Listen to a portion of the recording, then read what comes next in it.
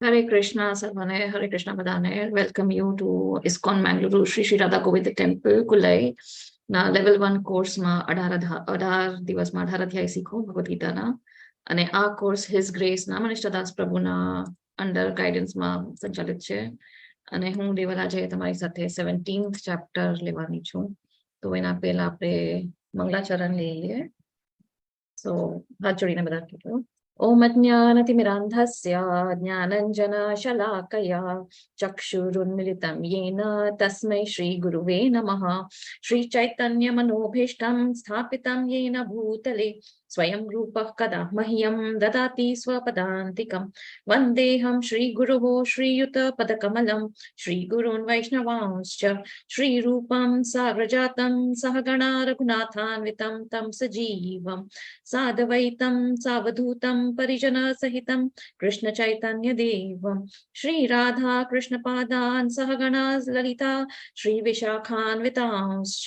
हे कृष्ण करुणा सिन्धो दीनबन्धो जगत्पते गोपिका गोपिका कान्त राधकान्त नमोस्तुते। तप्त काञ्चन गौरांगी श्री राधे वृन्दावनेश्वरी वृषभानुसुते देवी प्रणमामि हरिप्रिये। वाञ्छकल्पतरुभ्यश्च कृपा सिन्धुभ्य एव च पतितानां पावनेभ्यो वैष्णवेभ्यो नमो नमः। नमो ओं विष्णुपादाय कृष्णप्रेष्ठाय भूतले श्रीमते भक्तिवेदान्त स्वामिनिति नामिने। नमस्ते सारस्वते देवे गौरवाणी प्रचारिणे निर्विशेष शून्यवादी पाश्चात्य देशतारिणे। जयो श्री कृष्ण चैतन्य प्रभु नित्यानंद श्री अद्वैत गदाधर श्रीवासादि गौर भक्त वृंद। हरे कृष्णा कृष्ण कृष्ण हरे हरे हरे राम राम राम हरे हरे। हरे कृष्णा कृष्ण कृष्ण हरे हरे हरे राम राम राम हरे हरे। हरे कृष्णा कृष्ण कृष्ण हरे हरे हरे हरे कृष्ण माताजी। हरे कृष्ण दंडवत प्रणाम। दंडवत प्रणाम माताजी। हरे हरे कृष्णा। कृष्ण माताजी। हरे हरे कृष्ण। कृष्ण। हरे कृष्ण हरे Krishna. Yes, Prabhuji can unshare. Hare Krishna. Yes, thank you. Okay, કોણ આવ્યું છે? Yes, હરે કૃષ્ણ રતિલાલ પ્રભુજી નયના માતાજી. હરે કૃષ્ણ રમેશ પ્રભુજી. પ્રીતિ માતાજી તમને સંભળાય છે હવે? હરે કૃષ્ણ. હરે કૃષ્ણ. હરે કૃષ્ણ રમેશ પ્રભુજી. ઓકે, હરે કૃષ્ણ જય શ્રી માતાજી. જતીન પ્રભુજી હરે કૃષ્ણ. અલકા માતાજી હરે કૃષ્ણ. हरे कृष्ण माताजी। हरे कृष्ण हरे जिग्नेश प्रभु जी। हरे कृष्ण सर्वेने। હરે કૃષ્ણ સર્વને. માતાજી અવાજ આવે છે? હરે કૃષ્ણ. આવે છે હરે કૃષ્ણ. તમારો કેમેરો ઊંધો છે તો ઓહ કીબોર્ડમાં લઈ લેજો. ઓકે, હરે કૃષ્ણ. એક મિનિટ. હા કેમ આમ થયું? ઓકે, આપણે શરૂ કરીએ આજનું 17th ચેપ્ટર 17મો અધ્યાય. યસ, તો આજનું છે શ્રદ્ધાના વિભાગો. શ્રદ્ધાત્રય વિભાગ યોગ. ફોન સાયલેન્ટ પર. તો ગઈકાલે આપણે એક સેકન્ડ ફૂલ સ્ક્રીન. યસ, તો હવે આ શ્રદ્ધાના વિભાગ યોગ તો આપણે 4th અધ્યાયમાં જોયું તો 39 શ્લોકમાં કે એમાં કહે છે ભગવાન કે જે આપણે શ્રદ્ધાઓ હોય છે, જેવી રીતે આપણે શ્રદ્ધા હોય છે, જેવી રીતે આપણે ભગવાનને પૂજા કરે છે, તો એવી રીતે ધીરે ધીરે આપણી શ્રદ્ધા પણ આગળ વધે છે. આપણું જે ગોલ છે, જે આપણી સ્પિરિચ્યુઅલ જર્ની છે, એ રીતે આગળ વધે છે અને ધીરે ધીરે આપણે પરફેક્શન જે સિદ્ધિના સ્ટેજ ઉપર આવે છે. તો જેવી આપણી ફર્મ ફેથ છે, જેવી આપણી શ્રદ્ધા હોય છે, જેવી આપણે ઇન્ક્રીઝ કરે, આપણી ભક્તિમાં આપણે આગળ વધીએ છીએ, એવી રીતે આપણું જે જ્ઞાન છે એ પણ આગળ વધે છે અને આપણે પછી ભગવાનને પામે છે. અને પછી કાલના અધ્યાયમાં આપણે જોયું કે જે આ બધું વેદાસમાં જે લખેલું છે એ ફોલો નથી કરતા, જે માનતા નથી વેદાસમાં કે ભગવાનમાં, તો એ લોકો કેવા આસુ. હરે કૃષ્ણ. કોઈકનો માઇક અનમ્યુટ છે. યસ, હરે કૃષ્ણ. તો એ લોકો જે માનતા નથી શાસ્ત્રમાં કે ભગવાનમાં, તો એ લોકો કેવા હોય છે, તો આસુરી પ્રવૃત્તિનો હોય છે. અને જે ફોલો કરે છે, જે ભગવાનમાં વિશ્વાસ રાખે છે, જે ધર્મ ના રસ્તામાં ચાલી રહ્યા છે, તો એ લોકો દૈવિક પ્રકૃતિના હોય છે. ને હવે આપણે જોશું કે આ શ્રદ્ધાના જે વિભાગ છે કે કેવા કેવા ટાઈપના શ્રદ્ધાઓ હોય છે. 3 ગુણ જે છે, સત્વ રજસ તમસ, તો એમાં કેવી કેવી શ્રદ્ધા લોકોની અલગ અલગ હોય છે. એ બધું આપણે જોઈએ. ઝાંકી પેલા જોઈ લે કે આ ચેપ્ટર શું કવર કરવાનું છે. તો પેલા અધ્યાયમાં અર્જુન પેલા પૂછશે કે આ જે ભગવાનને નથી માનતા, જે ભગવાનને નથી શકતા, પણ એ લોકો બીજી ચીજને પૂજા કરે છે, તો એવા લોકો કેવા હોય છે, એ લોકોનું શું થાય છે, અને એ કેવા ગુણમાં હોય છે, અને એ લોકોની શ્રદ્ધા કેવી હોય છે. પછી એમાં ભગવાન જવાબ આપે છે કે 3 ગુણ છે, એ ડિસાઈડ કરે છે કે આ લોકોની શ્રદ્ધા કેવી હોય છે. સત્વગુણમાં જે છે એની શ્રદ્ધા કેવી હોય છે, રજોમાં હોય છે એની શ્રદ્ધા કેવી હોય છે, તમોમાં જે હોય છે એની શ્રદ્ધા કેવી હોય છે. પછી આ 3 ગુણોમાં ભોજન કેવું હોય છે એ પણ આમાં બતાવશે.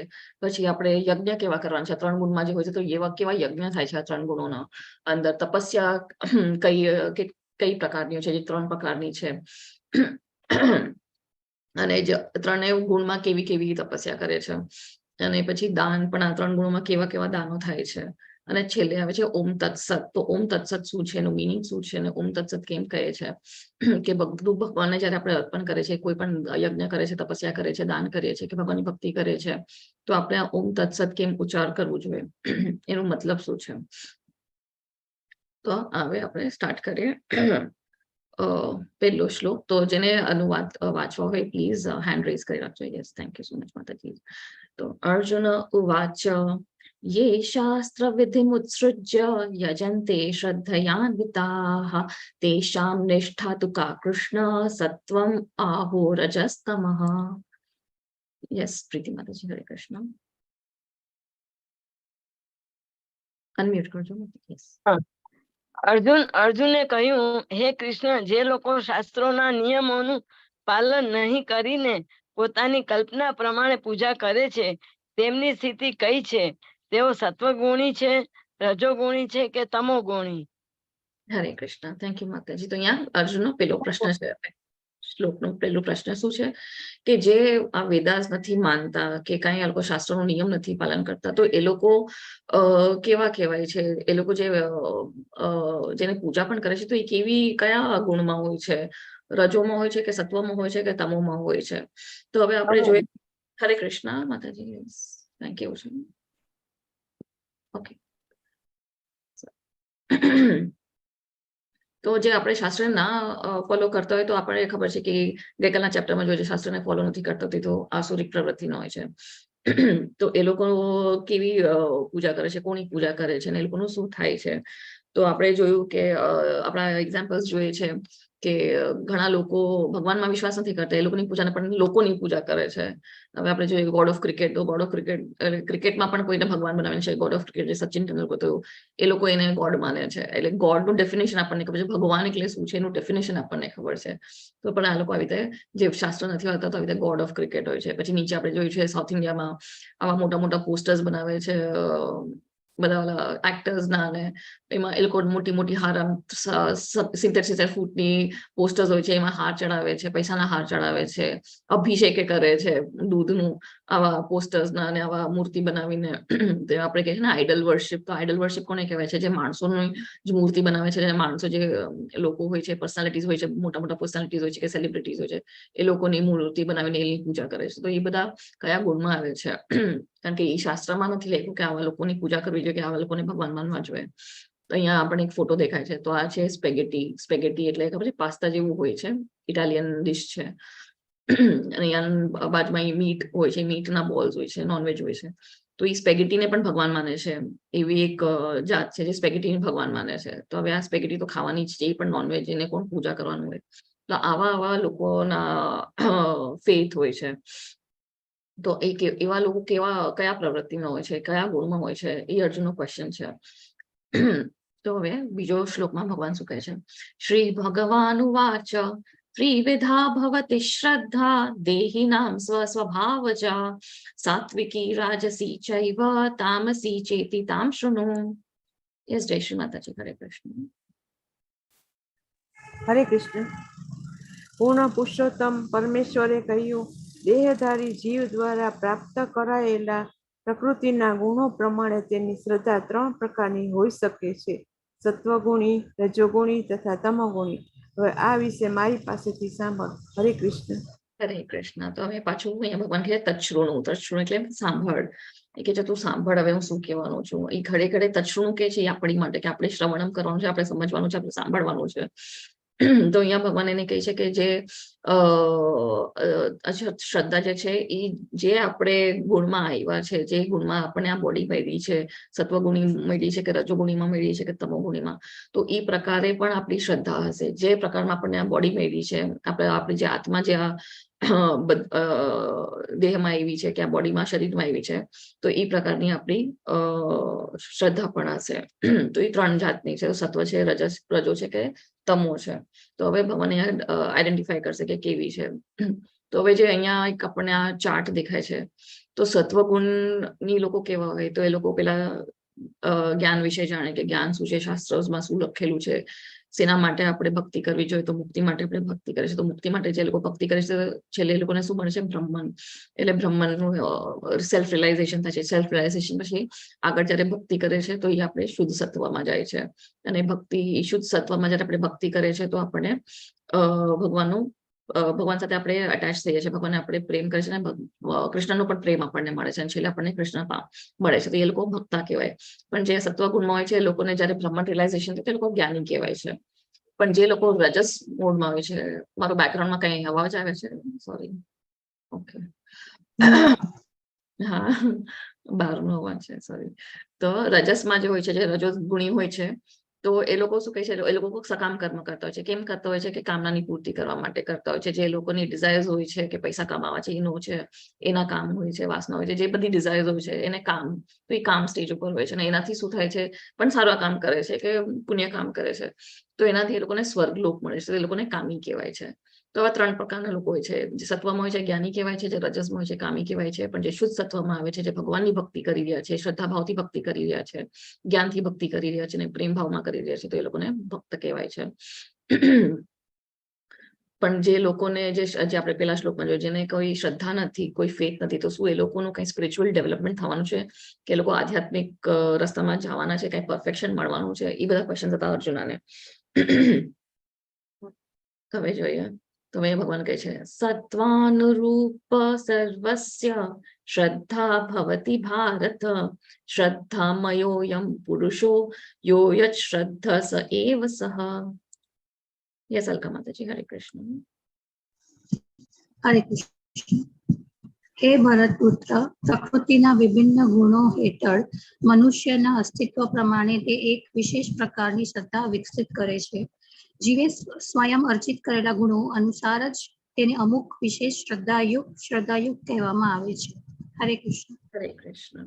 તો અહીંયા ભગવાન શું કહે છે કે હવે જે આવા અલગ અલગ મૂડમાં જે આપણે આવ્યા છે, કે રજો કે સત્વ, રજો કે તમો, તો એવી રીતે આપણી શ્રદ્ધા પણ હોય છે, અને એવી રીતે ઇવોલ્વ થાય છે. એ પર્ટિક્યુલર મોડમાં આપણી શ્રદ્ધા પણ એવી હોય છે. જો આપણને બધું રૂલ્સ એન્ડ રેગ્યુલેશન્સ ખબર છે, જ્ઞાન ખબર છે, પણ આપણે આળસુ હોય છે, તો આપણે ફોલો નથી કરતા, તો ત્યારે આપણે આ 3 ગુણોમાં આવે છે. જયારે આપણને જ્ઞાન હોય છે, પણ આપણે ફોલો નથી કરવું, તો ત્યારે આપણે આ 3 ગુણોમાં ફસાયેલા હોય છે. અને જયારે આપણે ગુરુના આશ્રયમાં જાય છે, એક ઓથોરાઇઝ ગુરુના આશ્રયમાં જાય છે, જે આપણે કહે છે ને અધિકારી ગુરુ, જે પરંપરામાં આવેલા છે, તો એના આશ્રય જાય છે, તો આપણું આ જે અંધકાર છે અજ્ઞાનનું, એ દૂર કરે છે ભગવાન, અને સોરી આપણા ગુરુ. અને આપણને જે કયા મૂડમાં છે, આપણે મે બી આપણે તમોમાં છે, તો આપણે તમોમાંથી સત્વમાં લઈ આવશે. આપણે રજોમાં છે, તો એમાંથી પણ આપણને સત્વમાં લઈ આવે છે. કોણ લઈ આવે છે? તો આ ગુરુ. જયારે આપણે ગુરુના આશ્રય જાય છે, આપણે ગુરુ પરંપરાથી આ સાંભળીએ છીએ, ભગવદ્ ગીતા સાંભળે છે, ભાગવતમ સાંભળીએ છીએ, તો આપણે જે પણ ગુણમાં છે, તેનાથી આપણે સત્વ સુધી પહોંચે છે. અને જયારે સત્વ સુધી પહોંચે છે, તો પછી આપણે જયારે ભક્તિ ચાલુ કરે છે, તો આપણે શુદ્ધ સત્વમાં આવી જાય છે. તો અહીંયા પણ ભગવાન કહે છે કે હવે અલગ અલગ આપણે અગર સત્વગુણમાં છે, તો આપણે કોને પૂજા કરીએ છીએ? તો આપણે ભગવાનની પૂજા કરે છે. કયા ભગવાનની પૂજા કરે છે? એટલે દેવી દેવતાની પૂજા કરે છે. સોરી, દેવી દેવતા એટલે કેવા દેવી દેવતા? બ્રહ્મા, શિવજી છે, પછી ઇન્દ્ર, ચંદ્ર, સૂર્યદેવ. હવે ક્યારેક આપણને હોય કે આપણી સ્વાસ્થ્ય ઠીક નથી, તો આપણને કોઈ કહે છે કે તમે સૂર્યદેવને પાણી ચડાવો તો તમારું હેલ્થ સારી રહેશે. કોઈકને સારો વર જોઈએ છે, તો કહે છે કે મહાદેવની પૂજા કરો, 16 સોમવાર કરો, 16 સોમવાર કરો, ઉપવાસ રાખો, તો તમને સારો વર મળશે. કોઈને સારી પત્ની જોઈએ છે, તો ઉમાદેવીની પૂજા કરો, તમને સારી પત્ની મળશે. સારું ભણતર હોય છે, કે એક્ઝામમાં સારા માર્ક્સ આવે ને ભણતર સારું થાય, કરિયરમાં આગળ વધે, તો આપણે સરસ્વતીની પૂજા કરીએ છીએ. પછી અગર તમારું મેન્ટલ હેલ્થ સારું નથી, તો કે છે ચંદ્રની પૂજા કરો. તો એવી રીતે અલગ અલગ દેવી દેવતાની પૂજા કરે છે. પણ એ સત્વગુણમાં જ કહેવાય છે, કારણ કે આપણે દેવી દેવતાની પૂજા કરે છે, જે સત્વગુણી છે. પણ જે રજોગુણી છે તો એ લોકો કેવા લોકોને પૂજા કરે છે? તો એ લોકો તો આવા આસુરી લોકોની પૂજા કરે છે. જે મેં તમને કીધું કે ક્રિકેટર્સ હોય છે, ક્રિકેટર્સ લોકો આસુરી નથી, પણ આ લોકો જે પૂજા કરે છે એ આસુરી પ્રવૃત્તિનો હોય છે, કારણ કે એ લોકો એક માણસને પૂજા કરે છે, જેમ મેં કીધું એક્ટર્સને. પછી હવે એક એક્ઝામ્પલ આપું છું કે World War II ના ટાઈમે કોલકાતામાં એક માણસ હિટલરની પૂજા કરતો હતો. હવે હિટલર બધાને ખબર છે કોણ છે. હિટલરના વજહથી World War II થયું હતું. તો એ હિટલરની પૂજા કરતો હતો. કેમ? અને એ તો કોલકાતામાં છે, એ ઇન્ડિયન છે, પણ એને હિટલરને ભગવાન બનાવીને કારણ કે એને તો એ કહે છે કે થેન્ક યુ કે આ વર્લ્ડ વોર થયું, કારણ કે એના લીધે એ માણસને એટલો ફાયદો થયો. એને બ્લેક માર્કેટિંગ કર્યો, એ બધું જે એ અનાજ વેચતો હશે કે કંઈક વેચતો, તો એને બધું સ્ટોર કરી રાખ્યું, કારણ કે એને ખબર હતી કે વોર થયું છે તો હવે લોકો પાસે પૈસા નહીં હોય, તો એ લોકો એટલે એ પૈસા આવી રીતે હોર્ડ કરે કે આવી રીતે સ્ટોર કરી રાખે વસ્તુઓનું અને વેચે નહીં, અને પછી ભાવ વધારે, એટલે લોકોને વધારે પૈસા આપવા પડે, એક અનાજ માટે પણ વધારે પૈસા આપવા પડે. તો પ્રભુપાદનું એક એક્ઝામ્પલ કે પ્રભુપાદ ત્યારે કોલકાતામાં હતા ને એ કંઈક તો વોર હતું, વોર સિચ્યુએશન થઈ હતી, અને પ્રભુપાદ સવારના ગયા હતા તો ચોખાના ભાવ કંઈક બહુ સસ્તા હતા, 5 રૂપિયા કિલો, અને સાંજના ગયા તો 50 રૂપિયા કિલો થઈ ગયા. તો એ કે હું હમણાં સવારના આવ્યા તો 5 રૂપિયા કિલો, હવે તે 50 રૂપિયા કિલો કરી નાખ્યા. એટલે એ જમાનાની વાત છે. તો એટલે લોકો આવી રીતે વોરનો આમ ફાયદો ઉપાડતા હતા, અને આવી રીતે એને હિટલરને ભગવાન બનાવી નાખ્યા કે એના વજહથી મને ઘણો ફાયદો થયો, કે મને ઘણા પૈસા આવ્યા, મારો ધંધો આગળ વધી ગયો. તો આવા લોકો કહેવાય રજોગુણી, કારણ કે એ લોકો લોભમાં આવું બધું કરે છે, અને લોભમાં લોકોને આવા ભગવાન બનાવી નાખે. પછી બીજા લોકો હોય કે જે માન સન્માન માટે કે હવે બોસ હોય કે જે બધા નીચેના હોય એમ્પ્લોઈઝ હોય તેને કે તમે મારી પૂજા કરો, મારા માન સન્માન કરો, કે મોટા સ્ટેટસના લોકો હોય તે લોકો નીચી જાતના લોકોને કે મારી પૂજા કરો, મારા પગ ધો. આપણે હમણાં આજુબાજુ કેટલા બધા ગુરુ જોઈએ છે જો ઓથોરાઇઝ નથી, જે પરંપરામાંથી નથી આવેલા, એટલે એ લોકો આમ લાલ બત્તી લાલ સાયરન વાળી ગાડીમાં ફરે, લોકો ઘણા લોકો એના પાછળ જાય, પછી એવી રીતે પૂજા કરે, પગ ધોય, એના મોટા મોટા હાથ ચડાવે, મોટા ડોનેશન્સ આપે છે, એમને જ ભગવાન બનાવી નાખે. પછી કે મારા જ ફોટા તમે ઘરમાં રાખો, બીજા ભગવાન જે છે બધી દેવી દેવતાઓ છે કે જે પણ ભગવાન છે બધાને હટાવી દો, મારો જ ફોટો હોવો જોઈએ, તો જ તમને સુકૃતિ મળશે, ને આ મળશે, તે મળશે, પૈસાનો ફાયદો મળશે. તો આવા ઘણા લોકો આપણે એક્ઝામ્પલ્સ જોઈએ છે આપણા ડેલી લાઈફમાં. ઘણા લોકોના ઘરે એવા બાબાના ફોટા હોય છે, જેમ પોતે જ કહે છે કે હું જ ભગવાન છું, મારી જ પૂજા કરો. ગુરુની પૂજા કરવી જોઈએ, પણ કયા ગુરુની પૂજા કરવી જોઈએ? એ ગુરુની પૂજા કરવી જોઈએ જે આપણને ભગવાનનો રસ્તો દેખાડે છે, જે ભગવાન પાસે કેવી રીતે પહોંચવાનું છે એનો માર્ગ દેખાડે છે.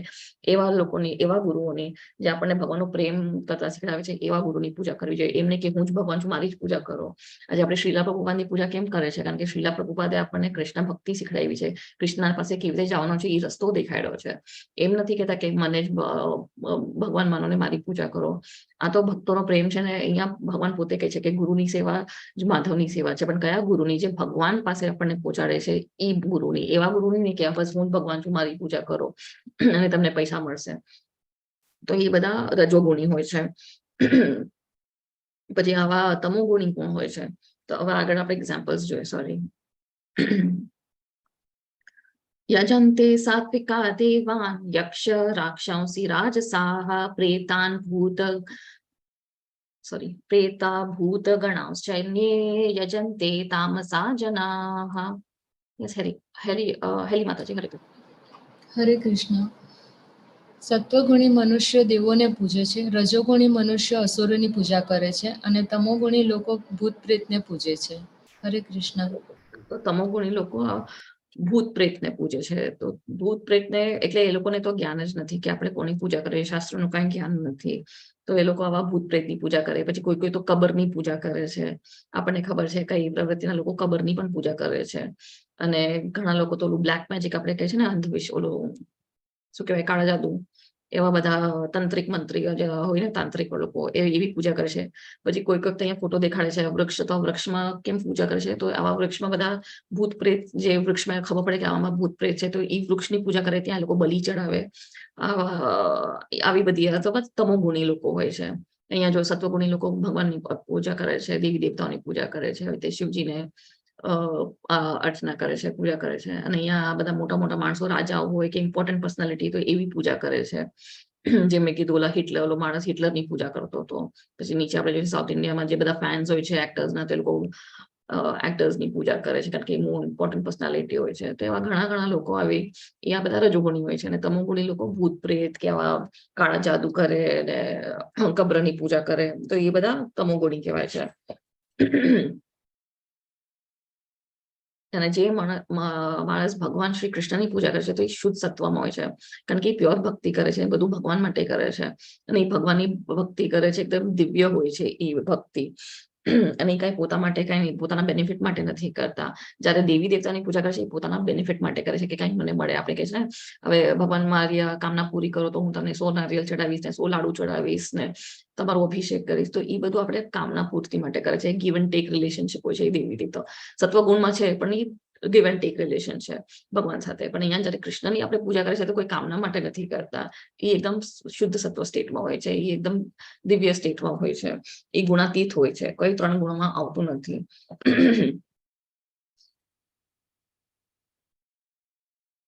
Sorry.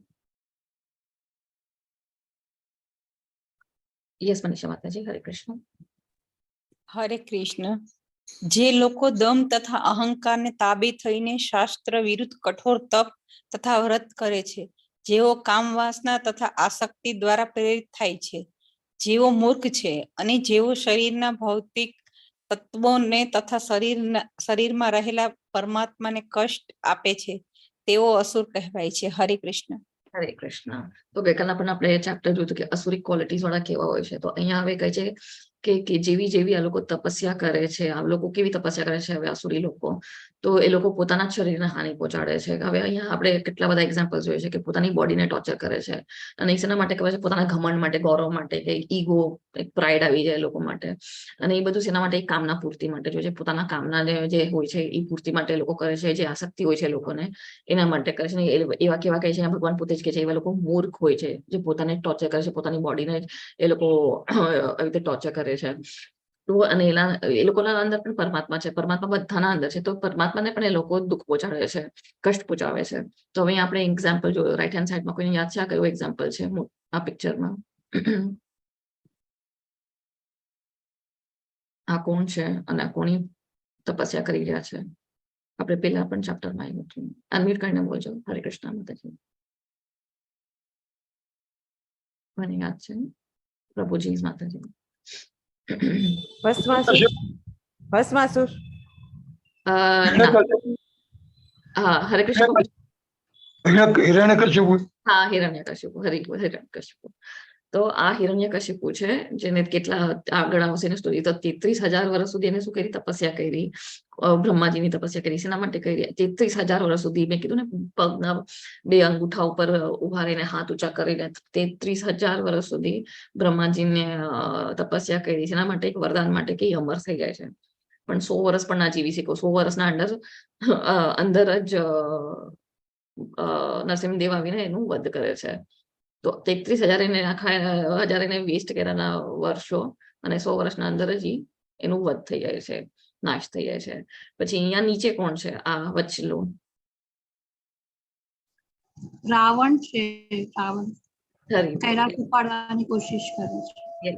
Hare Krishna. Thank you madam. તો આ રાવણ છે. તો એ કૈલાશ ઉપાડવાની કોશિશ કરતા હતા પણ કઈ ભગવાને તમે આવી રીતે ખરીદી શકો તો અને ઉપાડીને એને ક્યાં અને એને સોનાની લંકા, સોનાનું પણ ઘર બનાવ્યું હતું મહાદેવ અને પાર્વતી માટે.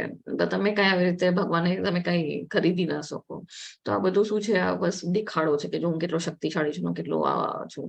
પછી અહીંયા બધા લોકો છે તો આ શેના માટે કરે છે? પૈસા કમાવા માટે આવા સ્ટન્ટ્સ યોગા કરે છે, આમ નીચે દેખાડે છે. તો અને પોતાની બોડીને ટોર્ચર છે. તમે કેટલી વાર સુધી ઊંધા રહી શકો? તમારું બ્લડ સર્ક્યુલેશન, તમારી બોડી આખી તમે સિસ્ટમ ચેન્જ કરો છો. પણ શાસ્ત્રમાં હું કઈ નથી લખ્યું.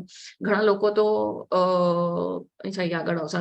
હા, ઘણા લોકો તો પ્રોટેસ્ટ માટે શું કરે છે? અનશન કરે છે, કે ભૂખ હડતાલ કરે છે, અનશન કરે છે.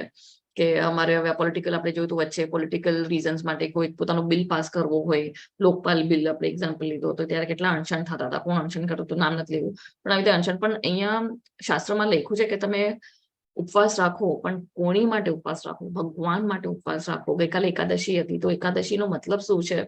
તો એકાદશી એટલે આપણે જોઈ 10 ઇન્દ્રિયો જોઈ, 10 ઇન્દ્રિયો અને એનાથી હજી એક ઇન્દ્રિયો કહે છે તો એ મન. તો એ 11મી ઇન્દ્રિયો છે. તો 11 એટલે એકા અને દશી એટલે 10, તો એકાદશી એટલે 11, 11રસ આપણે કહીએ છીએ ને 11રસ. તો એ 11 આપણી જે ઇન્દ્રિયો છે એને કંટ્રોલ કરવા માટે એકાદશીનો વ્રત. અને કેના માટે? ભગવાનને ખુશી માટે, ભગવાનના સેન્સીસ આપણે એમને ખુશ કરી શકીએ, એમને પ્લેઝર આપી શકીએ, એટલે આપણે વ્રત કરવો જોઈએ. ગઈકાલે મેં એક મસ્ત વિડીયો સાંભળ્યો હતો એકાદશી દિવસે. એક માતાજી છે, એ આફ્રિકન માતાજી છે. તો એમને એક વિડીયો કીધો કે એકાદશીનો વ્રત કેમ પડ્યો છે. તો જયારે રાધારાણી વૃંદાવનમાં હતી તો બધી ગોપીઓ એને પૂછ્યું કે રાધા તું એટલું શું પ્રેમ કરે છે? અમે પણ એટલું જ પ્રેમ કરે છે કૃષ્ણથી, પણ કૃષ્ણ તને કેમ વધારે પ્રેમ કરે છે? અમને પણ કૃષ્ણનો એવો જ પ્રેમ જોઈએ છે જે તને પ્રેમ કરે છે. તો એવું શું અમને કરવું જોઈએ? મને અમને રસ્તો બતાવો, તો અમે પણ એવી રીતે કંઈક તપસ્યા કે જે હોય કરીએ તો અમને પણ કૃષ્ણનો પ્રેમ મળે. તારી પાસે એવું શું સિક્રેટ છે કે કૃષ્ણ તને બહુ પ્રેમ કરે છે અને અમને પણ કૃષ્ણ પ્રેમ એવું કરે? તો રાધારાણી તો એકદમ મર્સીફુલ છે, તો માયાની દેવી છે. એટલે માયા એટલે ઓલી માયાની, પણ જે દયા માયા એમની દેવી છે. તો એમને કીધું તમને પણ કૃષ્ણનો પ્રેમ જોઈએ છે? તો બહુ સિમ્પલ છે, તમારે ખાલી એકાદશીના વ્રત રાખવાના છે. તમે જો શ્રદ્ધા ભાવથી, પ્રેમ ભાવથી એકાદશીનો વ્રત રાખશો તો કૃષ્ણ તમારો જ થઈ જશે ને તમને કૃષ્ણનો આખો પ્રેમ મળશે. તો આ સ્ટોરી છે એકાદશીની. એકાદશી એટલે આપણે જે 10 ઇન્દ્રિયો છે ને, જે મન છે, જે મેઇન છે, એ કંટ્રોલમાં કરવા માટે આપણે એકાદશી કરવાનું છે ને ભગવાન માટે કરવાનું છે. પણ એમને કે અનશન કર્યું ને મારું પોલિટિકલ રીઝન, મારું બિલ પાસ થાય, તો એ શાસ્ત્રમાં નથી કીધું કરવાનું. પણ લોકો આ વૈદિક નામ ઉપાડીને આખું ટ્વિસ્ટ ટર્ન કરીને આખું વેદાસના પછી નામ ખરાબ કરે છે કે વેદાસમાં તો આમ લખ્યું છે, આમ લખ્યું છે, આમ લખ્યું છે. પણ વેદાસમાં એવું કાંઈ નથી લખ્યું. જે લખ્યું છે એ ભગવાન માટે કરવાનું છે. ગોલ શું છે વેદાસનું? વિષ્ણુને પ્રાપ્ત કરવાનો, વિષ્ણુને સંતોષ કરવા માટે, કારણ કે આપણે એમના અંશ છે એટલે. ઓકે,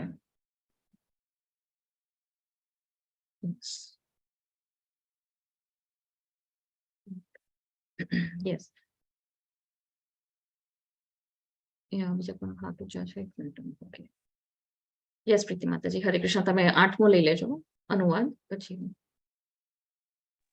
ઉપરનો ને? હા, જે અન્ન સત્વગુણી મનુષ્યોને પ્રિય છે, તે આયુષ્ય વધારનાર, જીવન શુદ્ધ કરનાર અને બળ, સ્વાસ્થ્ય, સુખ આપનાર અને તૃપ્તિ આપનારું હોય છે. આવું અન્ન રસયુક્ત, સ્નિગ્ધ, પોષણ કરનારું તથા હૃદયને ભાવે એવું હોય છે. હરે કૃષ્ણ માતા. થેન્ક યુ માતાજી. તો હવે આ 8મા શ્લોકમાં શું કહે છે? હવે આ પ્રતિમા, હવે ખાવાના પદાર્થ હવે કેવા કેવા હોય છે? તો જે અન્ન સત્વગુણી હોય છે, તો એ કેવા મનુષ્યને કેવો અન્ન પ્રિય હોય છે? તો એ આવું હોય છે જે આયુષ્ય વધારે, જે આપણી લાઈફ સ્પેન વધારે, પછી આપણું જીવન શુદ્ધ કરે, આપણને અંદરથી પણ પ્યોરિફાય કરે ને આપણને આઉટર બી આપણે શુદ્ધ થાય છે. કારણ કે આપણે હેલ્ધી થાય છે, આપણને શક્તિ મળે છે, બલવાન થાય છે, આપણું હેલ્થ, સ્વાસ્થ્ય, આપણું જે ફિઝિકલ હેલ્થ છે એ સારી થાય છે, આપણી મેન્ટલ હેલ્થ પણ સારી થાય છે, આપણને એકદમ અંદરથી સુખ મળે છે. કારણ કે આપણે જયારે સાત્વિક ફૂડ ખાય છે તો આપણું બધું સ્વાસ્થ્ય ઓટોમેટિક ઠીક થાય છે. અને આપણે હવે જોઈએ છે કે બધા હવે આયુર્વેદિક ફોલો કરે છે, આયુર્વેદિક ડાયટ ને બધું ફોલો કરે છે. તો આયુર્વેદિકમાં શું છે? એ વેદાસમાં જ આવે છે. આયુર્વેદિક વેદાનું જ પાર્ટ છે કે કેવું આપણે જે 3 છે, કફ, પિત્ત ને વાતના જે હોય છે આપણા બોડીમાં પ્રકાર, તો એના હિસાબે આપણે ખાવાનું ભોજન લેવાનું છે, સાત્વિક ભોજન લેવાનું છે. તો એનાથી આપણું બધું મેન્ટલ, ફિઝિકલ બધું હેલ્થ, આપણું ઇમોશનલ હેલ્થ પણ એકદમ સરસ થાય છે અને આપણી લાઈફ સ્પેન પણ વધે છે. જયારે આપણે હેલ્ધી હોય છે તો ઓટોમેટિક આપણી લાઈફ સ્પેન વધવાની હોય છે. તો એવું, અને એવું કયું સાત્વિક ભોજન કેવું હોય છે? તો સાત્વિક ભોજન હોય છે એકદમ પોષણ કરનારું હોય છે અને રસયુક્ત, એકદમ જ્યુસી હોય છે. અને અહીંયા કે છે ફેટી, જયારે આપણે ઇંગ્લિશમાં વાંચીએ છીએ, હૃદયને ભાવાવાળું પણ હોય છે. તો અહીંયા આપણે એક્ઝામ્પલ જોઈએ. તો અહીંયા કે છે જ્યુસી, ફેટી અને હોલસમ અને પ્લીઝિંગ. ફેટી એટલે એ નહીં કે આપણે જે માંસ મચ્છી ખાય છે એનિમલ ફેટ નહીં. ફેટી એટલે આપણે ઘી, દૂધ, દહીં અને એવું, જયારે એને ફેટી કહેવાય છે. પનીર, આ બધું ફેટી છે, પણ એ સારું ફેટી છે કે સારા ફેટ્સ છે એમાં. તો એવું કહે છે કે જે જ્યુસી હોય છે, ફેટી છે, એકદમ હોલસમ હોય છે, એકદમ આપણને એકદમ પેટ પણ ભરાય અને આપણું મન પણ ભરાઈ જાય. તો પ્રભુપાદ એટલે જયારે ઇસ્કોનમાં પ્રસાદ ભોજન, જયારે પ્રસાદ, તો પ્રસાદમાં બધું રાખતા હતા. કચોરી પણ હોય ને ગુલાબજામુન પણ હોય, પણ એ ભોજન, એ પ્રસાદ એ શું થઈ જાય છે? એકદમ પ્યોરિફાય કરે છે, આપણું મનને પણ પ્યોરિફાય કરે છે, આપણી ભક્તિ પણ આગળ વધારે છે. અને એ બધું જ્યુસી પણ હોય છે, ફેટી પણ હોય છે, હોલસમ, અને બધું દૂધ પણ હોય છે, ખીર હોય છે, પનીર હોય છે, બધું હોય છે એમાં. અને મન ગમતું હોય છે. એમ નથી કે આપણે ખાલી ઉપવાસ કરવા વાળું ફૂડ ખાવાનું છે ને, આપણે બધું ખાઈ શકીએ છીએ. જયારે આપણે ભગવાનને ધરાવે છે આપણે સારું બધું ભોજન કરી શકીએ છીએ. યસ, જય શ્રી માતાજી.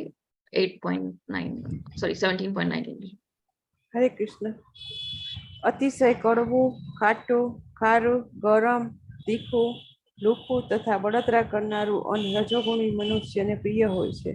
આવા અન્ન દુઃખ, શોક તથા રોગ ઉત્પન્ન કરનારા હોય છે. હરે કૃષ્ણ.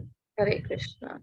યસ, તો આપણે જયારે હવે રજોગુણી માણસો કેવું ખાય છે, તો આવું ખાય છે ખાટું તીખું, તો એ લોકોનો પછી પ્રવૃત્તિ પણ એવી થઈ જાય છે. કારણ કે એકદમ ખાટું તીખું જયારે ખાય છે, સ્પાઇસી ખાય છે, તો આપણને પછી એવી પ્રવૃત્તિ એકદમ પેશનેટ ને એકદમ ગુસ્સો, એ બધા આપણને ક્વોલિટીઝ આવી જાય છે. તો એ બધું કેવું પછી દુઃખ જ આપે છે, શોક આપે છે, પછી આપણને રોગ પણ એનાથી થાય છે. તો એકદમ માઇક અનમ્યુટેડ છે. હરે કૃષ્ણ.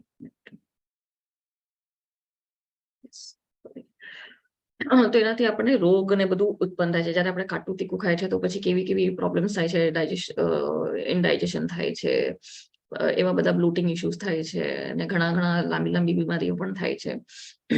અને એનાથી દુઃખ જ થવાનું છે, રોગ. અને કારણ કે આપણી જે છે આપણે ઈચ્છાઓ છે પૂર્ણ નથી થતી. અને જયારે તીખું ખાય છે આપણે ગુસ્સો આવે છે, ઘરમાં કલેશ હોય છે. એવા ઘણા ફેમિલીઝ છે જે લોકો એટલું તીખું ખાતા હોય આપણે ખાઈ ના શકીએ એટલું તીખું ખાય, અને પછી એ લોકોના ઘરમાં એકદમ કંકાસ. આપણે કેવા છે ને કે તમે લોકો એટલું તીખું કરતો એ લોકોને ગમે નહીં, કે એનાથી થોડી એવું થાય. પણ એકચ્યુઅલી એ લોકોના ઘરે રોજ ઝઘડા થાય છે, મને ખાય છે પણ એ લોકો તીખું ખાવાનું.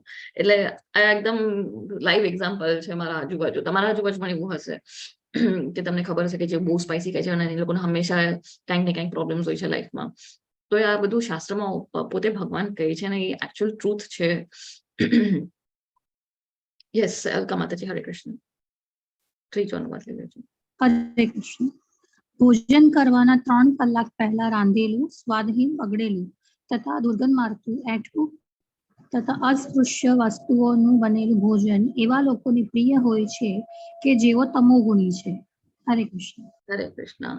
તો તમોગુણી લોકો કેવું ખાય છે? જે આ બધું સડેલું હોય, લાઈક બેક્ડ આઇટમ્સ હોય, એકદમ વાસી હોય. 3 કલાક, તો અહીંયા પ્રભુપાદ કહે છે કે 3 કલાક સુધી ભોજન એના પછી નહીં ખાવાનું, તો એ વાસી થઈ જાય છે. તો એનાથી પણ આપણે પાપ કર્મોમાં આવ્યા છે, એનાથી પણ આપણે બંધાય છે.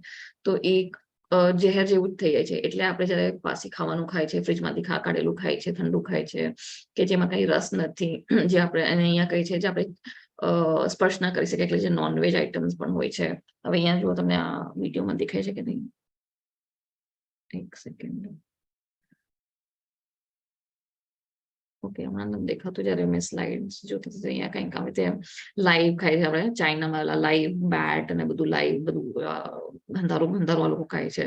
તો આ બધા કેવા હોય છે? તમોગુણી હોય છે, અને સ્વાધીન હોય છે, અને દુર્ગંધ પણ આવે. આપણે ખબર છે આપણે જયારે પાસ થાય આપણા આજુબાજુ કંઈક ફિશ માર્કેટ હોય કે કંઈક નોનવેજ બનતું તો કેવી ગંધારી આપણને વાસ આવે. તો આવા વાસમાતું હોય છે. પછી ઓલા મશરૂમ્સ ને ફંગસ પણ ખાય છે. આપણામાં વૈષ્ણવોમાં તો મશરૂમ પણ ના ખાવા જોઈએ, ભલે એમ લાગે છે કે વેજીટેરિયન, પણ એ વેજીટેરિયન નથી, એ ફંગસ જ હોય છે.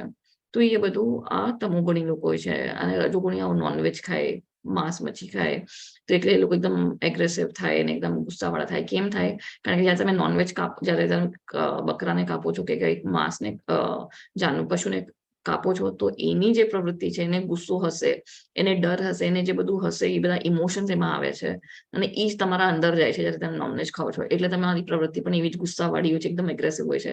કારણ કે જે ઓલા પશુને તમે કાપો છો એને પણ ખબર તો છે, એને પણ અહેસાસ તો છે કે આ મને કાપવાનો છે એટલે ગુસ્સો આવે છે.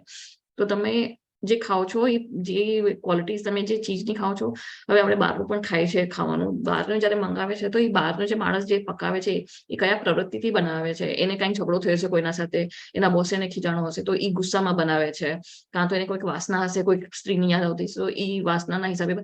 તો જેવું એનું પ્રવૃત્તિ છે એ પ્રમાણે એ આપણા ભોજનમાં આવે છે ને આપણે એ ખાય છે. એટલે કે છે કે ઘરનું જ કેમ જમવાનું? કારણ કે ઘરમાં કોણ બનાવે છે? આપણે બનાવે છે, આપણી ફેમિલી માટે બનાવે છે, આપણી મમ્મી બનાવે છે, ફેમિલી માટે બનાવે છે. તો એ બધા પ્રેમ ભાવથી બનાવે છે કે મારા પુત્રને કે મારા ફેમિલી વાળાને, મારા વરને બધાને એકદમ ન્યુટ્રિશન મળે. તો એ પ્રેમ ભાવથી બનાવે છે.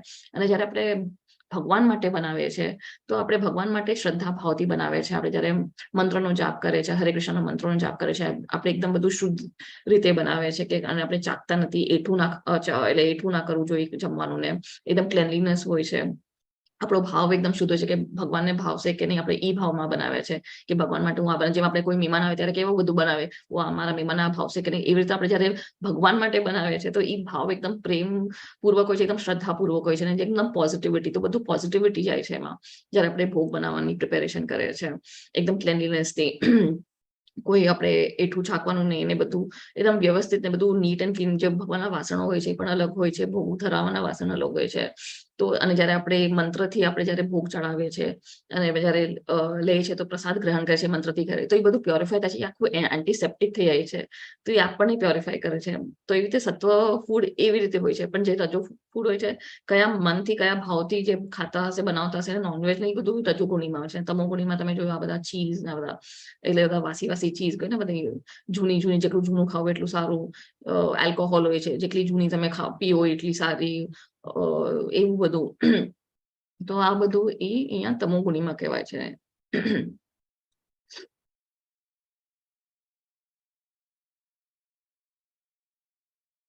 અને એનાથી શું થાય છે, એમાંથી કઈ તમારું સ્વાસ્થ્ય કઈ આગળ વધવાનું નથી. તો એટલે પણ કહે છે કે જયારે તમે ભોગ પણ બનાવો છો તો ભોગ 3 કલાક પહેલા તમે બનાવીને તમે અર્પણ કરો, પણ ઈ પ્રસાદ પછી તમે 3 કલાક પછી ખાઓ કે નેક્સ્ટ ડે પણ ખાઓ, ઈ ચાલશે, કારણ કે ઈ પ્રસાદ છે, એ ભગવાનનો પ્રસાદ છે. અને પ્રસાદ એટલે શું? પ્રભુના સાક્ષાત દર્શન. એટલે એ પ્રસાદ તમે ગમે ત્યારે ખાઈ શકો, એ ખરાબ નથી થતું. પણ તમે જો ભોગ નથી ચડાવ્યો અને તમે સવારના બનાવી લીધું ને હવે રાતના ખાધું, તો એ તમોગુણમાં આવી જાય છે એ જમવાનું. એનાથી પછી આપણને ભલે સાત્વિક હશે ખાવાનું, પણ 3 કલાક પછી ખાઓ છો તો એનું રિએક્શન અલગ જ આવશે. હરે કૃષ્ણ. તો અહીંયા જો કેવી રીતે સરસ સરસ આવું સાત્વિક ખાવાનું ભોજન કેવું દેખાય છે.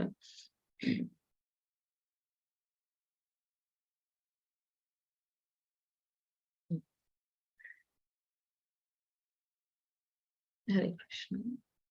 યસ હરી માતાજી. હરે કૃષ્ણ. હરે કૃષ્ણ. જે યજ્ઞ શાસ્ત્રોક્ત વિધિ પ્રમાણે કર્તવ્ય સમજીને ફળની આકાંક્ષા નહીં રાખનારા લોકો દ્વારા કરવામાં આવે છે તે સાત્વિક હોય છે. હરે કૃષ્ણ. હવે આવે છે આપણે યજ્ઞમાં. તો યજ્ઞ કેવા કરવા જોઈએ? તો યજ્ઞ જયારે આપણે શાસ્ત્રમાં જે લખ્યું છે એવા યજ્ઞ કરે છે તો એ સત્વગુણી કહેવાય છે. તો આપણા કલયુગમાં યજ્ઞ છે તો હરિનામનું સંકીર્તન, મહામંત્રનું જાપ, તો એ આપણે સત્વગુણમાં હોય છે. જયારે આપણે જે લખેલું છે એ કરે છે. અને એ શેના માટે કરે છે? કે કોઈ આપણે ઈચ્છા આપણી પૂરી થાય કે એના માટે નથી કરતા, કે આપણી કોઈ કામના હોય, કોઈ ઈચ્છા હોય, આપણે એ ખાલી આના માટે કરે છે, ભક્તિ ભાવમાં કરે છે, ભગવાન માટે કરે છે, કોઈ આકાંક્ષા માટે નથી કરી રહ્યા. તો એને કઈ છે સત્વગુણમાં યજ્ઞ કરવાનું. પછી રજોગુણમાં યજ્ઞ કેવા હોય છે? યસ મનીષા માતાજી. હરે કૃષ્ણ. પરંતુ હે ભરત શ્રેષ્ઠ, જે યજ્ઞ અમુક દુન્યવી લાભ માટે કે ગર્વ ખાતર કરવામાં આવે એ રજોગુણી જાણ. હરે કૃષ્ણ. મારો અવાજ આવે છે કે કપાય છે? કારણ કે મને મનીષા માતાજીનો અવાજ કપાય. ના આવે. મારો આવ્યો કે કપાયો? મને કપાણો, બધાને સંભળાવાનું કે મને લાગે આવે છે માતાજી? આવે છે. ઓકે, તો બંને ના આવે છે. Okay okay. હરે કૃષ્ણ. હરે કૃષ્ણ. ઓકે. તો હવે યજ્ઞ જે છે આપણે કોઈ કામના પૂર્તિ માટે કરીએ છીએ તો એ રજોગુણીમાં હોય છે કે કંઈક આપણને એમાં કંઈક ફળ મળે.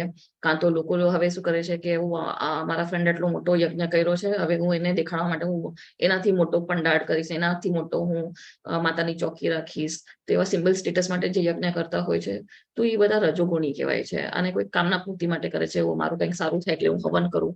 આજના જે કર્મકાંડના લોકો હોય છે કે તમારે આટલું સરસ ધન સંપત્તિ જોઈએ છે તો આ યજ્ઞ કરો, તમને સંતાન જોઈએ છે તો આ યજ્ઞ કરો, તમને સારી પત્ની જોઈએ છે, સારું વર મળે છે તો તમે આ યજ્ઞ કરો. તો આ બધા કામના પૂર્તિ માટે હોય છે. તો એ રજોગુણી કહેવાય છે. એ રજોગુણમાં કહેવાય છે. યસ પ્રીતિ માતાજી. હરે કૃષ્ણ.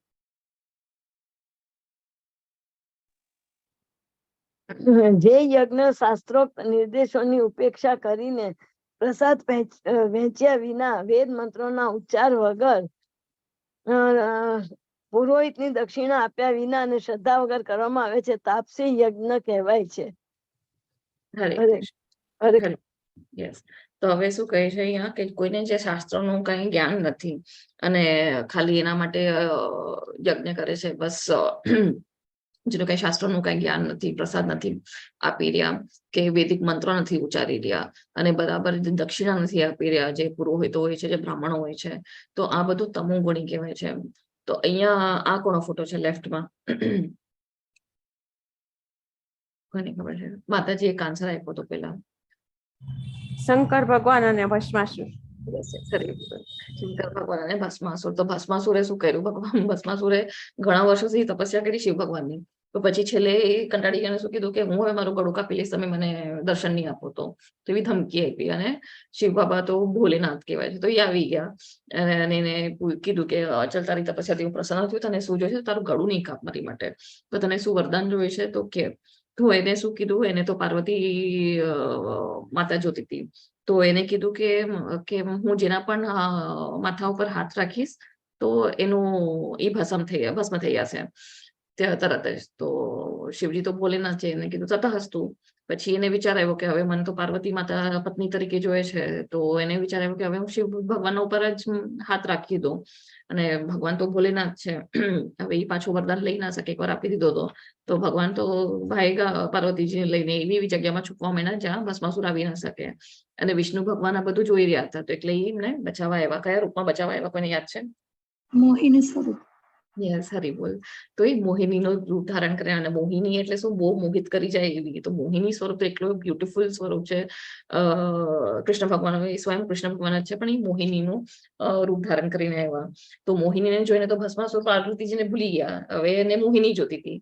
એટલે કેવા બધા જે તમોગુણી હોય એ લોકો બધા આવે તે વાસનામાં, તો એને મોહિની જોતી. તો કે હવે તું મારી સાથે આવ, મારી સાથે લગ્ન કર. તો મોહિની શું કીધું કે હા હું તારી સાથે આવીશ, પણ તારે મારો એક કન્ડિશન, મને જોવું છે કે તને નૃત્ય આવડે છે કે નહીં.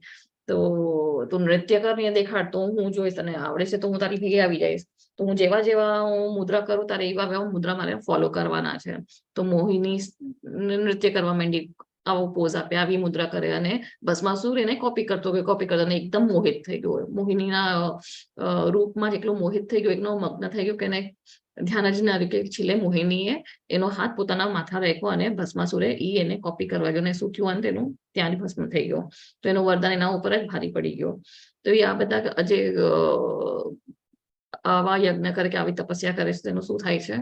આ પૂજન થાય છે, કારણ કે તમોગુણી હોય છે, કે એનું ના કોઈ પ્રોપર ઉચ્ચાર છે કે કઈ કોઈનું એને, કારણ કે પોતાની કામના માટે એને કર્યું, અને જેને વરદાન આપ્યું એને જે ભસ્મ કરવા ગયો, તો આ તમોગુણી હોય છે. તો આપણે પણ જયારે યજ્ઞ કરવાના હોય છે તો કયા મૂડમાં કરવાનું છે? કે સત્વ મૂડમાં, કે આપણી કોઈ આકાંક્ષા ન હોવી જોઈએ, અને એઝ અ મેટર ઓફ આપણી જે ડ્યુટી છે, કે આપણી એક કાર્ય છે, કે આપણો આ ફર્જ છે, એવી રીતે આપણે યજ્ઞ કરવાનો છે. આપણે હવે ભગવાને જાય છે દર્શન કરવા, તો એમ નહીં કે હું ભગવાનને દર્શન નારિયેલ ચડાવીશ કે કંઈક અર્પણ કરીશ તો મને કંઈક ફાયદો થશે, એવી રીતે આપણે કઈ ડોનેશન કે એવી રીતે કઈ આપણે પૂજા નથી કરવાની ભગવાનની, પણ એક આદર માટે, એક સન્માન માટે, કે ભગવાન તમે મને બધું આપ્યું છે, તો હું આ તમને એક ફૂલ અર્પણ કરું છું, એના માટે થેન્ક યુ કહેવાય, ગ્રેટિટ્યુડ માટે, એવી રીતે રિસ્પેક્ટ માટે. તો એવી રીતે આપણે કંઈક ફૂલ ચડાવીએ, એક દીવો લગાડીએ, એક અગરબત્તી લગાડીએ, એટલું. ને ભગવાન તો કીધું છે પત્રમ પુષ્પમ ફલમ, તો એમ કે તમે મને પ્રેમપૂર્વક, શ્રદ્ધાપૂર્વક ખાલી એક પત્ર પણ આપશો, તુલસીનો પાને આપશો, કે પાણી આપશો, કે ફૂલે ચડાવશો, તો એ હું સ્વીકારીશ. એટલે એમને ખાલી શ્રદ્ધા અને આપણો પ્રેમ જોઈએ છે, પણ આપણે એ બધું આપણે મટીરિયલ આપણા કંઈક પૂર્તિ માટે નથી કરવાનું, બસ એક નિસ્વાર્થ ભાવમાં આપણે શ્રદ્ધા ભાવમાં અને પ્રેમ ભાવ, ભગવાન માટે પ્રેમ ભાવમાં કરવાનું છે.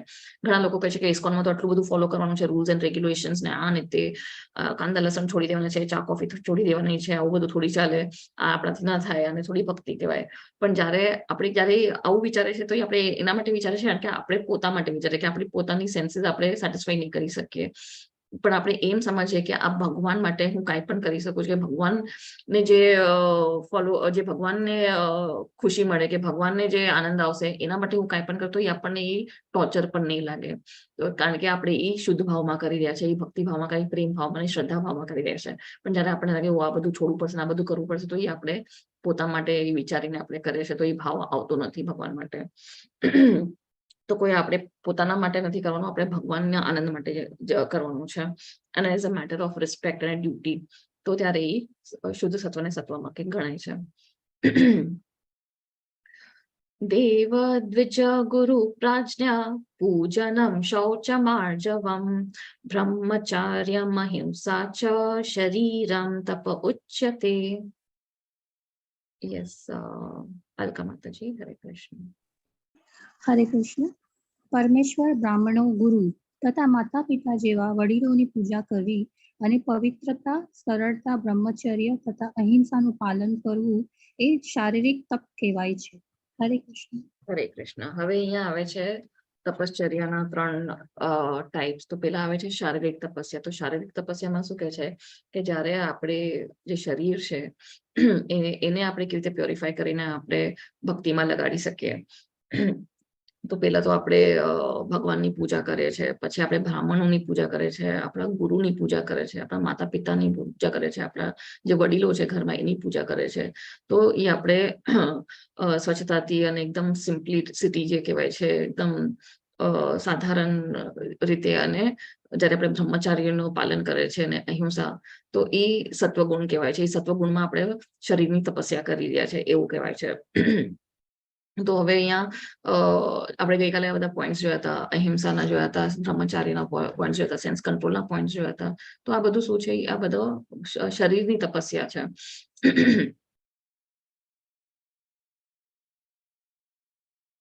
તો યસ, કારણ કે જયારે બ્રહ્મચારીઓ આપણે ફોલો કરીએ છીએ તો એ આપણે એક રેસ્ટ્રિક્શન આપે છે, આપણે પોતાની ક્લેન્ઝિંગ કરી રહ્યા છે, એકદમ પોતાને સેન્સ કંટ્રોલ કરી રહ્યા છે.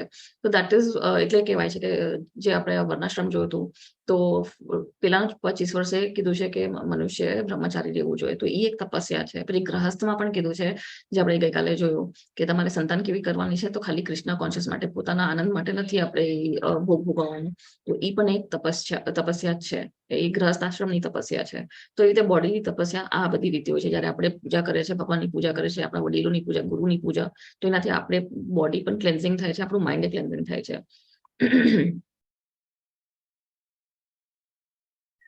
અનુદ્વેગકરમ વાક્યમ સત્યમ પ્રિય હિતમ ચ યત સ્વાધ્યાયાભ્યસનમ ચૈવ વાન્વયમ તપ ઉચ્યતે. યસ મનીષા માતાજી, હરે કૃષ્ણ. સત્ય પ્રિય લાગે એવા હિતાવહ અને બીજાને ઉદ્વેગ ના પમાડનારા વચનો બોલવા તથા વૈદિક ગ્રંથોનો નિત્ય પાઠ કરતા રહેવું એ વાણીનું તપ છે. હરે કૃષ્ણ. હરે કૃષ્ણ. તો હવે આપણે શરીરના તપ જોયા. હવે વાણીનો તપ શું છે? તો વાણીનું તપ એવું હોવું જોઈએ કે આપણે સત્ય બોલવું જોઈએ. અને પછી એવું સત્ય બોલવું છે કે બધાને હિતમાં હોય. એવું સત્ય નહીં કે કોઈને ખરાબ લાગી જાય. તો એના માટે એમ નહીં કે આપણે ખોટું બોલી લેવાનું, પણ સત્ય કહેવાનું, પણ એવી રીતે સત્ય કહેવાનું કે સામેવાળાને ખરાબ ના લાગે, અને પછી એના હિતમાં હોય, એને ફાયદો થાય સત્યથી. અને એમને કે એને ગુસ્સો આવે કે આ સત્ય બોલીને એને કંઈક ખરાબ એની હાનિ પહોંચે, કે એને ગુસ્સો આવી જાય, કે એને આપણે વિચલિત કરી નાખીએ. અને પછી જયારે આપણે વેદાના મંત્ર ઉચ્ચારતા હોય, કે આપણે ભગવદ્ ગીતા વાંચે છે, ભાગવતમ વાંચે છે, બધું વાંચે છે, મહાભારત વાંચીએ છીએ, તો આ મહાભારત ને ભગવદ્ ગીતામાં શું, રામાયણમાં શું આપ્યું છે કે આ કેવી રીતે મનુષ્ય જીવન આપણે જીવવાનું છે. તો એમાં એટલા ઘણા બધા એવા ઉદાહરણ આપ્યા છે. જેમ આપણે વાંચીએ છીએ ભાગવતમાં કુંતી માતાની પ્રેયર કેવી છે, આ બધા ભક્તોની આપણે જે જોઈએ છે સ્તુતિ કેવી હોય છે, ભગવાન શિવની સ્તુતિ કેવી હોય છે, પ્રહલાદ મહારાજની સ્તુતિ કેવી, ભીષ્મ દેવની સ્તુતિ. તો જયારે આપણે એ વાંચીએ છીએ તો આપણને ખબર પડે છે કે કેવી રીતે આપણે પણ ઉચ્ચારણ કરવું જોઈએ. જયારે આપણે આ બધું વાંચશું, વેદાસ વાંચશું, ઉપનિષદ વાંચશું, મહાભારત, રામાયણ આ બધું વાંચીએ છીએ, તો ત્યારે આપણું પણ મન શુદ્ધ થાય છે, પ્લસ આપણી વાણી પણ એવી રીતે શુદ્ધ થતી જશે. અને પ્રોસેસ છે. એક એક્ઝામ્પલ તો વાલ્મીકીજીનું. તો વાલ્મીકી તો રામ રામ આવડતું હતું મારા. પછી જયારે રામ રામ આવ્યું ને પછી વાલ્મીકી ઋષિ બન્યા. પેલા તો એ કેવા હતા, ડાકુ હતા, અને પછી ઋષિ બન્યા. તો જયારે ઋષિ બની ગયા તો એ ઘણી વાર સુધી મૌન હતા અને ભક્તિમાં જ હતા. અને પછી એમનો આઈ ડોન્ટ નો આગળના ચેપ્ટરમાં એ સ્ટોરી આવશે કે નહીં, પણ હું શોર્ટમાં કહી દઉં છું. તો એમને એક વાર એક પક્ષી અને જોયું, તો એ બે પક્ષી એકદમ આનંદમાં એ લોકો એકબીજા સાથે રમી રહ્યા હતા. તો એમને બહુ મજા આવતી હતી એમને જોઈને. એકદમ નીચે સ્નાન કરીને નીકળ્યા ગંગાના બારે, અને એમ જોઈ રહ્યા હતા. તો ત્યાં જ એક શિકારી આવીને એમને તીર માર્યો. તો એક બિચારો જે નર પક્ષી હતો એ નીચે પડી ગયો, અને જે ઓલી માદા હતી તો એ બિચારી રોઈ રહી હતી ને ક્યારની ફરી રહી હતી. તો આ જોઈને વાલ્મીકીને એટલો હર્ટ થયું, કે એમને એટલું દુઃખ થયું કે જેમ કે એમને જ ના તીર વાગી ગયો હોય, સોરી, એમને જ એટલું દુઃખ ના જેમ કે એમનું જ કોઈ અને વાગી ના ગયું એટલું એમને દુઃખ થયું હતું. જેટલી ઓલી માદાને દુઃખ થતું હતું ઓલી પક્ષીને, એટલું જ એમને એવું દુઃખ થયું કે આ કેમ કોણ આવી રીતે હાનિ પહોંચાડશે, જે આટલું પ્રેમમાં જે રમી રહ્યા છે એને કેમ તમે નુકસાન પહોંચાડો. તો જયારે એમના મોઢામાંથી શબ્દ નીકળ્યા ને એ એકદમ સૌથી પેલી પોએટ્રી હતી, એવી રીતે એમના શબ્દ નીકળ્યા. એવી રીતે એવા વર્ડ્સ બોલાય હન્ટર ને કે તે આજે કર્યું છે બહુ ખરાબ કર્યું છે, તો એ જેવી રીતે વર્ડ્સ નીકળ્યા એકદમ પોએટિક ફોર્મમાં. એટલે જયારે તમે પોતાની આવી રીતે તપસ્યા કરો છો, વાણીની તપસ્યા કરો છો, તો આપણે જયારે બોલીએ છીએ તો એવી રીતે વાણી નીકળે છે. અને ત્યાર પછી એમને એ જ મીટરમાં એ પણ શોખ થાય કે હું શું બોલી ગયો કેવા મીટરમાં. ત્યાર સુધી કોઈ કવિતા નહોતી લખી, એવા કોઈ ગીત નહોતું લખ્યા, એવી રીતે એમની વાણી નીકળી. અને ત્યાર પછી એમને આખી રામાયણ ની રચના કરી છે. એ જ ટોનમાં, એ જ મીટરમાં એને એમની આખી રામાયણ લખી છે રામ ભગવાનની. તો એ આવી રીતે આપણે પણ જયારે તપસ્યા કરે છે, આપણે હરિનામનો જાપ કરે છે, જયારે શુદ્ધ નામનું આપણે પવિત્ર નામનો જાપ કરે છે, તો આપણી પણ ધીરે ધીરે વાણી સુધરતી જાય છે. અને આપણને પણ એ ઇન્ટેલિજન્સ ભગવાન આપે છે કે આપણે કેવી રીતે સામેવાળા સાથે વર્તન કરવાનું છે. ક્યારેક આપણે ઓફિસમાં કામ કરતા આપણે હવે ખબર નથી કે કેવી રીતે કેટલું પોલિટિક્સ ચાલતું હોય આજુબાજુ ઓફિસમાં, કેવી રીતે ડીલ કરવાનું છે. તો એ પણ આપણને ઇન્ટેલિજન્સ આવી જાય છે કે આપણે કેવી રીતે ડીલ કરી શકે છે લોકો સાથે, ને કેવા આપણે જવાબ આપી શકીએ છીએ. ઓટોમેટિક આવે છે કારણ કે આપણને વેદાંત વાંચે છે તો આપણને પણ એ નોલેજ મળે છે કે શું સાચું છે, શું ખોટું છે, શું નથી સારું, અને કેવી રીતે આપણે વર્તન કરવાનું છે. તો એ ઓટોમેટિક આપણી સ્પીચ ડેવલપ થઈ છે. તો અહીંયા પણ એક્ઝામ્પલ છે યુધિષ્ઠિર મહારાજ. તો યુધિષ્ઠિર મહારાજનું આપણને બધાને ખબર છે કે તો એકદમ સત્યવાદી હતા, કોઈ દિવસ એમને ખોટું કીધું નથી. યસ, પ્રીતિ માતાજી, હરે કૃષ્ણ. ઓકે, કોણ છે? જય શ્રી માતાજી, હરે કૃષ્ણ.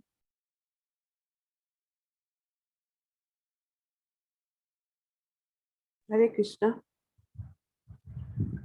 અને સંતોષ, સરળતા, ગાંભીર્ય, આત્મસંયમ તથા જીવનની શુદ્ધિ આ સર્વ મનના તપ છે.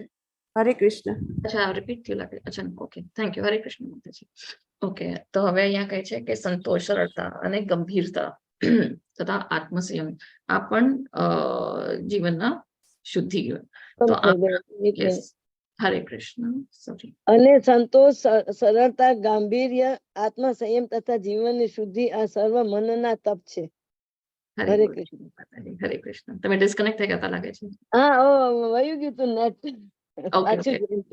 નો પ્રોબ્લેમ. હરે કૃષ્ણ. હરે કૃષ્ણ. યસ, તો આ હવે મનની તપસ્યા શું છે? તો મનની તપસ્યા છે સંતોષ.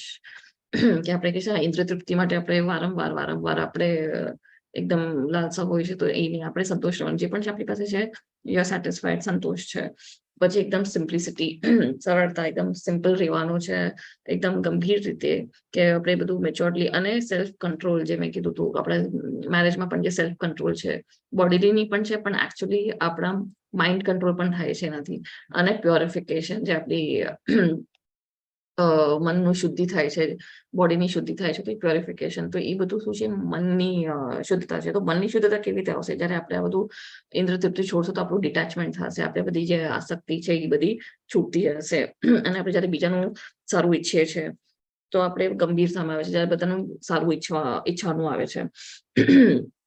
અને જયારે આપણે બધા ગ્રંથો જે મેં કીધું, જે મહાભારત છે, રામાયણ છે, જે બધું વાંચે છે, તો ઓટોમેટિકલી આપણે કૃષ્ણની ભક્તિમાં આવે છે, તો ઓટોમેટિકલી આપણું માઇન્ડ કંટ્રોલ, સેન્સ કંટ્રોલ આવે છે. જયારે આપણે માળા ગણીએ છીએ તો માળાથી પણ આપણું કેટલું ઓટોમેટિક કંટ્રોલ આવે છે, આપણને ખબર નહીં પડે કે તમને ઓટોમેટિકલી નહીં ગમે કે હવે આ ખાવું કે આ બધા વ્યસનો, આ બધા ઓટોમેટિકલી છૂટતા જાય છે. કારણ કે એમાં પાવર છે, મહામંત્રમાં એ પાવર છે. જયારે આપણે ભક્તિ કરીએ છીએ તો ભક્તિમાં પાવર છે, ભક્તિમાં શક્તિ છે. તો આપણે ઓટોમેટિકલી બધું ડિટેચ થતું જાય છે. આપણા બધા ખોટા વ્યસનો હોય છે, જે ખોટી આદતો હોય છે, જે ખરાબ વિચાર ને સોચ, એ બધું નીકળતું જાય છે, ક્લેન્ઝિંગ થતું જાય છે, પ્યોરિફિકેશન થતું જાય છે મનની. અને આપણે ડબલ ઢોલકી ને ડ્યુપ્લિસિટી ને બધું જે હોય છે કે સામેવાળા બહારના લોકો સાથે કેવું વ્યવહાર ને આપણા પોતાના લોકો સાથે વ્યવહાર, તો એ બધું નીકળતું જાય છે. અને મૌન એટલે આપણે દુનિયાદારીની વાતો નથી કરતા, દુનિયાદારીની વાતો નથી સાંભળવી ગમતી, આ બધી ન્યૂઝ ને ગોસિપ ને એનાથી આપણે છૂટતા જાય છે. અને એકદમ સ્ટ્રેટ ફોરવર્ડ હોય છે. તો અહીંયા આ જે ફોટો છે આ છે સુખદેવ ગોસ્વામી. તો સુખદેવ ગોસ્વામી તો એકદમ એમને ક્યારે જન્મ લીધો, જયારે એમને ભગવાને કીધું હું માયાના કંટ્રોલમાં આવી જઈશ એટલે મારે જન્મ લીધો, તો ભગવાન પોતે કહે છે કે ના ના તું માયામાં નહીં આવ, તું આવી જા. તો એ તો એટલા શુદ્ધ હોય છે અને એકદમ હંમેશા નિર્વસ્ત્ર જ ફરે છે, કારણ કે એ ખાલી આત્માને જ જોઈ છે બધાના અંદર. એ કઈ શરીરથી કોઈને રિલેટ નથી કરતા, બધાના અંદર નહીં, ખાલી આત્મા જોઈ છે ને પરમાત્મા જ જોઈ છે. તો એ એકલા શુદ્ધ હોય છે. તો જયારે એ પાસ થતા હોય છે તો ત્યાં એક આવી રીતે નાની નદી હોય છે ને, બધી સ્ત્રીઓ, નાની યૌવન સ્ત્રીઓ, યંગ છોકરીઓ નાતી હોય છે. તો એ લોકો જોઈ છે કે સુખદેવ ગોસ્વામી પાસ થાય છે અને આવી રીતે નિર્વસ્ત્ર, પણ એ લોકોને એવું કઈ એવું ફિલિંગ નથી આવતું કે શરમ, કે કારણ કે એમને ખબર છે કે એટલા પ્યોર સોલ છે, એ એટલા શુદ્ધ સોલ છે કે એ એવી નજરથી જ નહીં જોય, કારણ કે એક તો એકદમ સેલ્ફ રિયલાઇઝડ સોલ કહેવાય જે છે. તો એ રીતે પાસ થાય છે. પણ એના પાછળ જયારે વ્યાસદેવ આવે છે, વ્યાસદેવ કોણ છે? તો એ સુખદેવ ગોસ્વામીના જ પિતા છે. તો જયારે વ્યાસદેવ આવે છે તો બધી છોકરીઓ ફટાફટ કપડાં પહેરી લે છે. તો વ્યાસદેવ પૂછે છે છોકરીઓને કે તમે કેમ જયારે મારો પુત્ર ગયો સુખદેવ ગયો તો તમે લોકો તો મસ્તમાં નાઈ રહ્યા હતા, પણ હું જેવો આવ્યો તમે કેમ તમારે પોતાને ઢાંકી રહ્યા છો? તો ત્યારે બધી છોકરીઓ કીધું કે એ તો એટલા પ્યોર સોલ છે, એ તો ખાલી એમને કઈ ફરક નથી સ્ત્રી છે કે પુરુષ છે, તો એકદમ એમના પ્યોર રીતે ગયા છે, એકદમ શુદ્ધ સોલ છે, શુદ્ધ આત્મા છે. પણ તમે તો ગ્રહસ્થમાં છો, એટલે અમને લજ્જા આવે છે, એટલે અમે ઢાંકી લીધું. એટલે કારણ કે વ્યાસદેવ ગ્રસ્ત આશ્રમમાં હતા, ભલે એ તો જ્ઞાની છે, એમને તો બધું જ્ઞાન, વેદાસનું જ્ઞાન આપણને આપ્યું છે, પણ તો એ આ ડિફરન્સ દેખાડે છે કે જે ગ્રસ્તમાં છે અને જે એકદમ શુદ્ધ સ્ટેટમાં છે, જે શુદ્ધ સત્વ સ્ટેટમાં છે, એકદમ શુદ્ધ આત્મા છે, તો એમાં શું ડિફરન્સ છે. તો ઓબ્વિયસલી વ્યાસદેવને પણ સેલ્ફ કંટ્રોલ, સેન્સ પર બધું હતું, પણ એક આપણી આ જે છે આપણને ખબર છે કે આ ગ્રસ્તમાં છે, તો આપણે કેવી રીતે વર્તન કરવાનું છે, આપણે પોતાની કેવી રીતે લજ્જાથી રહેવાનું છે, આપણી મર્યાદા શું છે. શ્રદ્ધયા પરયા તપ્તમ તપસ્તત્રિવિધમ નરૈઃ અફલાકાંક્ષિભિર્યુક્તૈઃ સાત્વિકમ પરિચક્ષતે. યસ, અલકા માતાજી, હરે કૃષ્ણ. હરે કૃષ્ણ. દુન્યવી લાભની ઈચ્છા ન કરનારા તથા કેવળ પરમેશ્વરમાં જ પરોવાયેલા મનુષ્યો દ્વારા દિવ્ય શ્રદ્ધાપૂર્વક કરેલું એ 3 પ્રકારનું તપ સાત્વિક કહેવાય છે. હરે કૃષ્ણ. તો હવે આપણે જો જાતના તપસ્યા કયા હતા, તો મન, શરીર અને વાણીનું તપસ્યા હતી. હવે કયા ગુણોમાં આવે છે આ ત્રણે તપસ્યા, કયા ગુણમાં કેવી રીતે આવે છે? તો જયારે આપણે કોઈ અપેક્ષા વગર, કોઈ પણ ફળ વગર આપણે આ બધું કરીએ છીએ, તપસ્યા કરીએ છીએ, મનની કે શરીરની અને વાણીની આપણે તપસ્યા કોઈ પણ ઈચ્છા માટે નથી કરતા અને ખાલી ભગવાન માટે આપણે તપસ્યા કરે છે, તો એને સત્વમાં કહેવાય છે. હવે અહીંયા જેમ આપણે પરિક્રમા, આપણે શરીરથી આપણે શું કરી શકીએ? આપણે પરિક્રમા કરી શકીએ છીએ, વૃંદાવનની પરિક્રમા, ગોવર્ધનની પરિક્રમા, માયાપુરની પરિક્રમા. પછી જયારે આપણે મન કંટ્રોલ કરીએ છીએ, જયારે આપણે માળા જાપ કરીએ છીએ, બધું કરીએ છીએ, તો એ મન કંટ્રોલ માટે કરીએ છીએ, તો એ ભગવાન માટે આપણે કરી રહ્યા છે. અને જયારે સેન્સ કંટ્રોલ પણ, જયારે આપણે ખાલી પ્રસાદ ખાય છે અને બધા 4 રેગ્યુલેટિવ પ્રિન્સિપલ્સ જયારે આપણે ફોલો કરીએ છીએ, તો એનાથી આપણા મન શુદ્ધ થાય છે. અને વાણી, જયારે આપણે ખાલી ભગવાનનું કીર્તન કરે છે અને ભગવાનના બારામાં જ આપણે બોલીએ છીએ, ભગવાનની લીલાઓ આપણે ડિસ્કસ કરીએ છીએ, તો એ વાણીથી આપણે શુદ્ધ છે. તો એ સત્વ ગુણમાં આવે છે આપણે ત્રણે. તો મન, બોડી અને જયારે આપણે સ્પીચ, ત્રણેય આપણે ભગવાનના માટે આપણે યુઝ કરીએ છીએ, પોતાના કઈ સેલ્ફિશ મોટિવ માટે નથી કરતા, તો એ સત્વગુણમાં કહેવાય છે. સત્કાર માન પૂજાર્થમ તપોદંભેન ચૈવ યત ક્રિયતે તદ ઇહ પ્રોક્તમ રાજસમ ચલમદ્રુવમ. યસ, નેક્સ્ટ મનીષા માતાજી, હરે કૃષ્ણ. હરે કૃષ્ણ. જે તપ દંભપૂર્વક તથા સત્કાર, સન્માન તેમજ પૂજા પામવા માટે કરવામાં આવે છે, તે રાજસી, રજોગુણી કહેવાય છે. તે ચંચળ તથા અશાશ્વત હોય છે. હરે કૃષ્ણ. હરે. તો આપણે જોયું છે, મેં તમને એક્ઝામ્પલ આપ્યો કે ઘણા મોટા વ્યક્તિ હોય છે, જે એમના નીચે, એટલે જે હાયર પોસ્ટમાં હોય છે, એ લોકોને લાગે છે કે નીચેના લોકો એ લોકોની સેવા કરે, એ લોકોને પૂજા કરે, બધું. કોઈ હોય ને કે જે મેઇન વ્યક્તિ આવતો હોય, કોઈ ઇમ્પોર્ટન્ટ પર્સનાલિટી આવતો હોય, લોકો ભાગે, અરે ચેર લેવો, અરે પાણી લેવો, બીજા બધા આજુબાજુ એમના ફરતા હોય, અને જેમ મેં કીધું જે આજકાલના સાધુ બાબા જે બધી લાલ બત્તીની ગાડીમાં ફરતા હોય તો બધા કેવા લોકો આવી જાય છે એમના માન સન્માન માટે. તો જે આવા લોકો હોય છે જે માન સન્માન માટે બીજાના લોકોથી પૂજા કરાવે પોતાની કે હું જ ઇમ્પોર્ટન્ટ છું, તો એવા બધા આ રજોગુણીમાં હોય છે. જેમ મેં કીધું ઘણા બાબાઓને ઘણી દેવીઓ પણ માતાજીઓ એવી છે. ઇસ્કોનની નથી વાત કરતી, બહારની વાત કરું છું કે લોકો કે અમારો જ ફોટો રાખો, બીજા કોઈ દેવી દેવતાના તમે પૂજા નથી કરવાની, ખાલી મારો જ ફોટો રાખો અને માની જ પૂજા કરો અને મને જ બધું અર્પણ કરો તો તમને સુકૃતિ મળશે, બરકત મળશે. તો એ બધા રજોગુણી હોય છે. અને આ શું છે એ આશ્વત હોય છે અને ચંચળ હોય છે કે પરમનન્ટ નથી, ટેમ્પરરી છે બધું. કારણ કે આ બધું તમે હ્યુમન બિંગ છો, તમે મનુષ્ય છો, તમે પોતે ટેમ્પરરી છો. તો તમારી જે પૂજા કરવાના છે હમણાં કરવાના છે, પછી તમે વયા જશો કંઈક બધા ભૂલી જશે, કારણ કે તમારી મટીરિયલ બેનિફિટ મળવાની નથી. જે તમારી સિદ્ધિ હતી કે તમે બધાનું ઉદ્ધાર કરવાના હતા એ કંઈ મળવાનું નથી. તો એ આ બધું સ્ટેબલ નથી, કારણ કે એમાં કઈ ગોલ જ નથી. એમાં વેદાસનું કઈ છે જ નહીં. આપણે જે આ શાસ્ત્રોમાં લખ્યું છે એ બધું પરમનન્ટ છે, કારણ કે ભગવાનથી આવેલું છે. અને તમે હમણાં ભક્તિ કરશો, મેં જેમ કીધું કે એ ભક્તિ ભલે આ જીવનમાં છૂટી જશે, પણ એનો ફળ આપણને નેક્સ્ટ જન્મમાં જે પણ આપણે યોનિમાં હશું કે જે પણ આપણે હશું તો આપણને એનો મળશે. અને જ્યાં આપણી ભક્તિ છૂટી છે ત્યાંથી આપણી ભક્તિ આગળ વધવાની જ છે. તો ભક્તિ જે ભગવાન માટે છે એ કોઈ દિવસ એનો અંત નથી થવાનો, કારણ કે ભગવાન પોતે સનાતન છે, આપણી આત્મા પોતે સનાતન છે. તો આપણે જે ભક્તિ ભગવાન માટે કરી રહ્યા છે તો એ આપણી આગળ વધવાની છે ને આપણી આગળના સ્ટેજીસમાં વધશું. હાયર જાતા જશું. એ આપણી શ્રદ્ધા ભાવ ને બધું જે છે ભલે આપણે પરફેક્શન આ લાઈફમાં નહીં આવે પણ નેક્સ્ટ લાઈફમાં આપણે આગળ વધીને આપણી જર્ની કન્ટિન્યુ રહેશે. પણ જો આપણે આવી રીતે રજોગુણીમાં જે ટેમ્પરરી ચીજો માટે આપણે અગર ભક્તિ કરશું, ટેમ્પરરી લોકો માટે, તો એનું કઈ મતલબ જ નથી. એ આખું આપણે ટાઈમ વેસ્ટ કરી રહ્યા છે.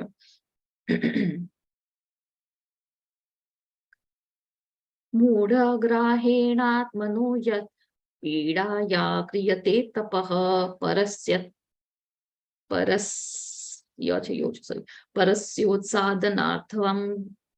પરસ્યોત્સાદનાર્થમ વા તત્તામસમ ઉદારતમ.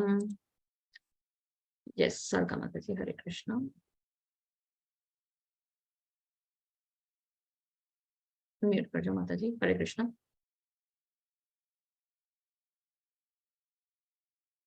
મારો અવાજ આવી રહ્યો છે? હરે કૃષ્ણ. હા માતાજી. હા, બીજા કોઈને બોલવું છે? અનુવાદ અનમ્યુટ કરીને બોલજો. હું બોલું? યસ. મને હા વેલકમ. યસ. હરે કૃષ્ણ. મૂર્ખામીને વશ થઈ આત્મ ઉત્પીડન માટે અથવા બીજાઓનો વિનાશ કરવા કે હાનિ પહોંચાડવા માટે જે તપ કરવામાં આવે છે તે તમોગુણ વાળું હોય છે. હરે કૃષ્ણ. હરે કૃષ્ણ. થેન્ક યુ માતાજી. તો અહીંયા જો આ કોણ છે? હિરણ્યકશ્યપુ જે તે બે આંગળી ઉપર ઉભો રહીને તો કોના માટે કરી રહ્યો હતો? તે પોતાની તો હાનિ પહોંચાડે જ છે. અને પછી એને શું કરવું હતું? એને અમર થવું હતું. અને કોને હાનિ પહોંચાડી રહ્યો હતો? એ પ્રહલાદ મહારાજને હાનિ પહોંચાડી રહ્યો હતો. તો આ બધાને અહીંયા ભગવાન પોતે કહે છે એ મૂઢા હોય છે, એ મૂર્ખ હોય છે કે બીજાને હાનિ પહોંચાડવા માટે પોતાને ટોર્ચર કરે છે. તો એ શાસ્ત્રમાં એવું કઈ નથી. જે મેં કીધું અણસણ જે કરે છે પોતાને ટોર્ચર કરે છે અને પોતાનો બિલ પાસ કરવા માટે કરે છે. અને ભસ્માસુરે શું કર્યું? જેને વરદાન આપ્યું એને જ હાનિ પહોંચાડવા માટે એને કર્યું. તો એ બધા એ લોકોને મૂર્ખ કહેવાય છે, આવી તપશ્ચર્યાઓ જે કરે છે. અને એ તમોગુણી કહેવાય છે. દાતવ્યમિતિ યદ્દાનમ દીયતેનુપકારિણે દેશે કાલે ચ પાત્રે ચ તદ્દાનમ સાત્વિકમ સ્મૃતમ. યસ, જય શ્રી માતાજી. હરે કૃષ્ણ. હરે કૃષ્ણ. જે દાન કર્તવ્ય સમજીને કોઈ બદલાની આશા વિના યોગ્ય સ્થાને તથા સમયે અને સુપાત્ર વ્યક્તિને અપાય છે તે સાત્વિક દાન ગણાય છે. હરે કૃષ્ણ. હરે કૃષ્ણ. થેન્ક યુ માતાજી. તો હવે આપણે જાય છે દાન ઉપર. પેલા આપણે જોયું યજ્ઞ જોયું, તપસ્યા જોઈ, ભોજન જોયું, ને હવે આવે છે દાન. તો હવે દાન કેવા કેવા ગુણમાં થાય છે? તો હવે જે આપણે દાન કરે છે કે એમ નહીં કે હું દાન કરીશ તો મને કંઈક ફાયદો થશે, કે આજે હું દાન કરીશ તો મને કંઈક પુણ્ય મળશે. પુણ્ય પણ એક એક્સપેક્ટેશન છે, આપણી એક આકાંક્ષા છે. તો એવું દાન નહીં, પણ જે દાન આપણે કરીએ છીએ વિધાઉટ એની એક્સપેક્ટેશન કે આકાંક્ષા, એકવાર આપણે દાન કર્યું તો આપણે વિચારવાનું નહીં કે મેં આ કોને દાન આપી દીધું, મારા પૈસા તો વેસ્ટ થઈ ગયા, મેં કેમ એટલા પૈસા આપ્યા, એના કરતા મેં ઓછા આપી દીધા હતો. તો એ બધા વિચાર નહીં. પણ જે આપણે જયારે દાન કરીએ છીએ તો આપણે એ બધું વિચારતા નથી. આપણે બસ નિસ્વાર્થ ભાવે જયારે આપણે દાન કરે છે અને પ્રોપર ટાઈમ ઉપર આપણે જયારે આપે છે, યોગ્ય સ્થાનમાં, યોગ્ય સમયમાં અને યોગ્ય સુપાત્રને, એટલે યોગ્ય ટાઈમ, યોગ્ય સમય ને સુપાત્ર. તો આનો પણ બીજા ભગવદ ગીતા તમે વાંચશો જે ઇસ્કોનની નથી, એમાં લોકો આ ટ્વિસ્ટ કરી નાખ્યું છે કે કેવા લોકોને તો યોગ્ય પાત્ર કોને સમજે છે, હું આ ગરીબ છે, આને હું દાન આપીશ તો એનું સારું ભલું થશે, એ લોકો એને યોગ્ય સમજે છે. પણ યોગ્ય અહીંયા કોને કહે છે કે યોગ્ય માણસો એટલે જે આગળ ભગવાનનું જ્ઞાન આગળ વધારશે. તમે જે કોઈ ગરીબને દાન આપો છો તો એ તો એનો ટેમ્પરરી નીડ્સ ફૂલફિલ થઈ જશે કે હવે એ ભૂખો છે તો એની ત્યારની ભૂખ મટી જશે, પછી શું પાછું એ ભીખ માંગવાનો જ છે, પાછું એ દાન માંગવાનો જ છે. તો એનાથી કઈ એની જે આધ્યાત્મિક જર્ની છે કે એની કઈક સ્પિરિચ્યુઅલ રિયલાઇઝેશન નથી થવાનું, સેલ્ફ રિયલાઇઝેશન નથી થવાનું, એનું કઈ ઉદ્ધાર, એની આત્માનો ઉદ્ધાર નથી થવાનું, એની બોડીનો ઉદ્ધાર થઈ જશે પણ આત્માનું નથી થવાનું. તો આપણે એવા લોકોને દાન આપવાનું છે જે બીજાનું ઉદ્ધાર કરશે, જેનું બીજાની આત્માનું ઉદ્ધાર કરશે, શરીરની આત્માનું ઉદ્ધાર કરશે, જે જ્ઞાન આપશે, ભગવાનના રસ્તે લઈ આવશે. તો એવા લોકોને દાન આપવાનું છે. અને સ્થળ, અહીંયા સ્થળ આપ્યું છે કારણ કે વેદાસમાં તમે જોશો તો એવા બ્રાહ્મણોને, વૈષ્ણવોને કેવા ટાઈમે, જેમ ચંદ્રગ્રહણ, સૂર્યગ્રહણમાં કે છે ને દાન આપો, બ્રાહ્મણોને દાન આપો. આજકાલના તો બ્રાહ્મણ આપણે જોઈએ છે તો પોતે નોનવેજ ખાય છે, પોતે વ્યસનોમાં હોય છે, દારૂ સિગરેટ પીએ છે. પણ એવા નહીં, જે એવા બ્રાહ્મણ, જે શુદ્ધ બ્રાહ્મણ હોય છે, જે ભગવાન માટે કાર્યો કરે છે, એવા વૈષ્ણવો જે ભગવાન માટે કાર્ય કરે છે, એવા લોકોને એ સુપાત્ર કહેવાય છે. એવા કુપાત્ર નહીં પણ સુપાત્રને આપવાનો છે, એવા યોગ્ય સમયમાં આપવાના છે. હવે આપણે જયારે જોઈએ છે કે ઇસ્કોનમાં જયારે જન્માષ્ટમી હોય છે, રાધાષ્ટમી હોય છે, કે ચૈતન્ય મહાપ્રભુનો આવવાનો દિવસ હોય છે, કે એવા દિવસો જયારે મેન હોય છે આપણા, તો ત્યારે એકાદશીના દિવસે પણ, તો ત્યારે પણ આપણે જયારે દાન કરીએ છીએ મંદિરોમાં, ઇસ્કોનના મંદિરમાં, કારણ કે કેમ એ ભગવાનની જ અભિષેક માટે લગાડે છે, ભગવાનની જ પ્રચાર માટે લગાડે છે. ને એમના જ વૈષ્ણવોને આપણે જયારે આપે છે, ભોજન આપે છે, અન્નદાન કરે છે, તો એ લોકોની પણ પ્રવૃત્તિ સુધી આપણને પણ સ્વીકૃતિ મળે છે. એ લોકો ભગવાનના જ કામમાં આપણને આગળ વધે છે. અને જે ગૌશાળા હોય છે એમાં પણ એ લોકો આપે છે, એવી સારી ગાયને ધ્યાન રાખે છે, ને સાત્વિક રીતે ધ્યાન રાખે છે. પછી જેમ મેં કીધું, કોવિડના ટાઈમે પણ એ લોકોએ હોસ્પિટલની આખી ફેસિલિટીમાં કઈ રીતે ને લોકોને ફ્રીમાં એ લોકોએ મેડિકલ હેલ્પ કરી હતી. લોકો જે આઈસીયુ સુધી, એવી આઈસીયુ નો સેટઅપ પણ રાખ્યો હતો અને બધું ફ્રીમાં થતું હતું, કોઈ કાંઈ એમનો સ્વાર્થ નહોતો. તો એવા જયારે આપણે દાન આપે છે તો એ રાઈટ દાન હોય છે, તો એમાં આપણને કોઈ કર્મ નથી લાગતા. પણ આગળ આપણે જોશું કે જેવા રજોગુણ ને તમોગુણમાં આપણે દાન આપે છે તો આપણને શું, કેવી આપણી સ્થિતિ થાય છે. તો અહીંયા આપણે ફોટો દેખાય છે કે આ બુક ડોનેશન કરી રહ્યા છે પ્રભુજી. તો આવી રીતે જયારે ડોનેટ કરે છે તો બુક ડોનેટ તો જ્ઞાન આપે છે. આપણે કહે છે ને કે હવે હરે કૃષ્ણ અવાજ, હવે હું અગર ભગવદ ગીતા, હું ઇસ્કોનમાં ભક્તિ કરું તો હું ભગવદ ગીતા આપું છું.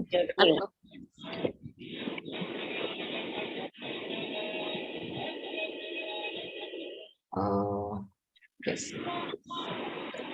Don't speak.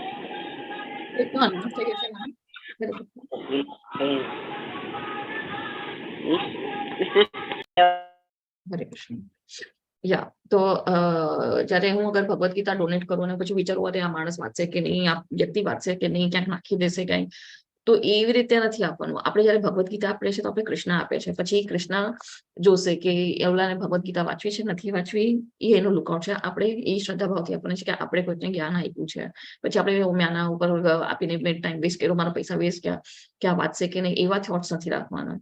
આપણે એવી રીતે આપવાનું છે કે આનું પણ ઉદ્ધાર થશે. અને પ્રભુપાદ તો કહે છે કે ભગવદ ગીતા તો ટાઈમ બોમ્બ છે, આજ નહીં તો કાલે ખુલશે જ.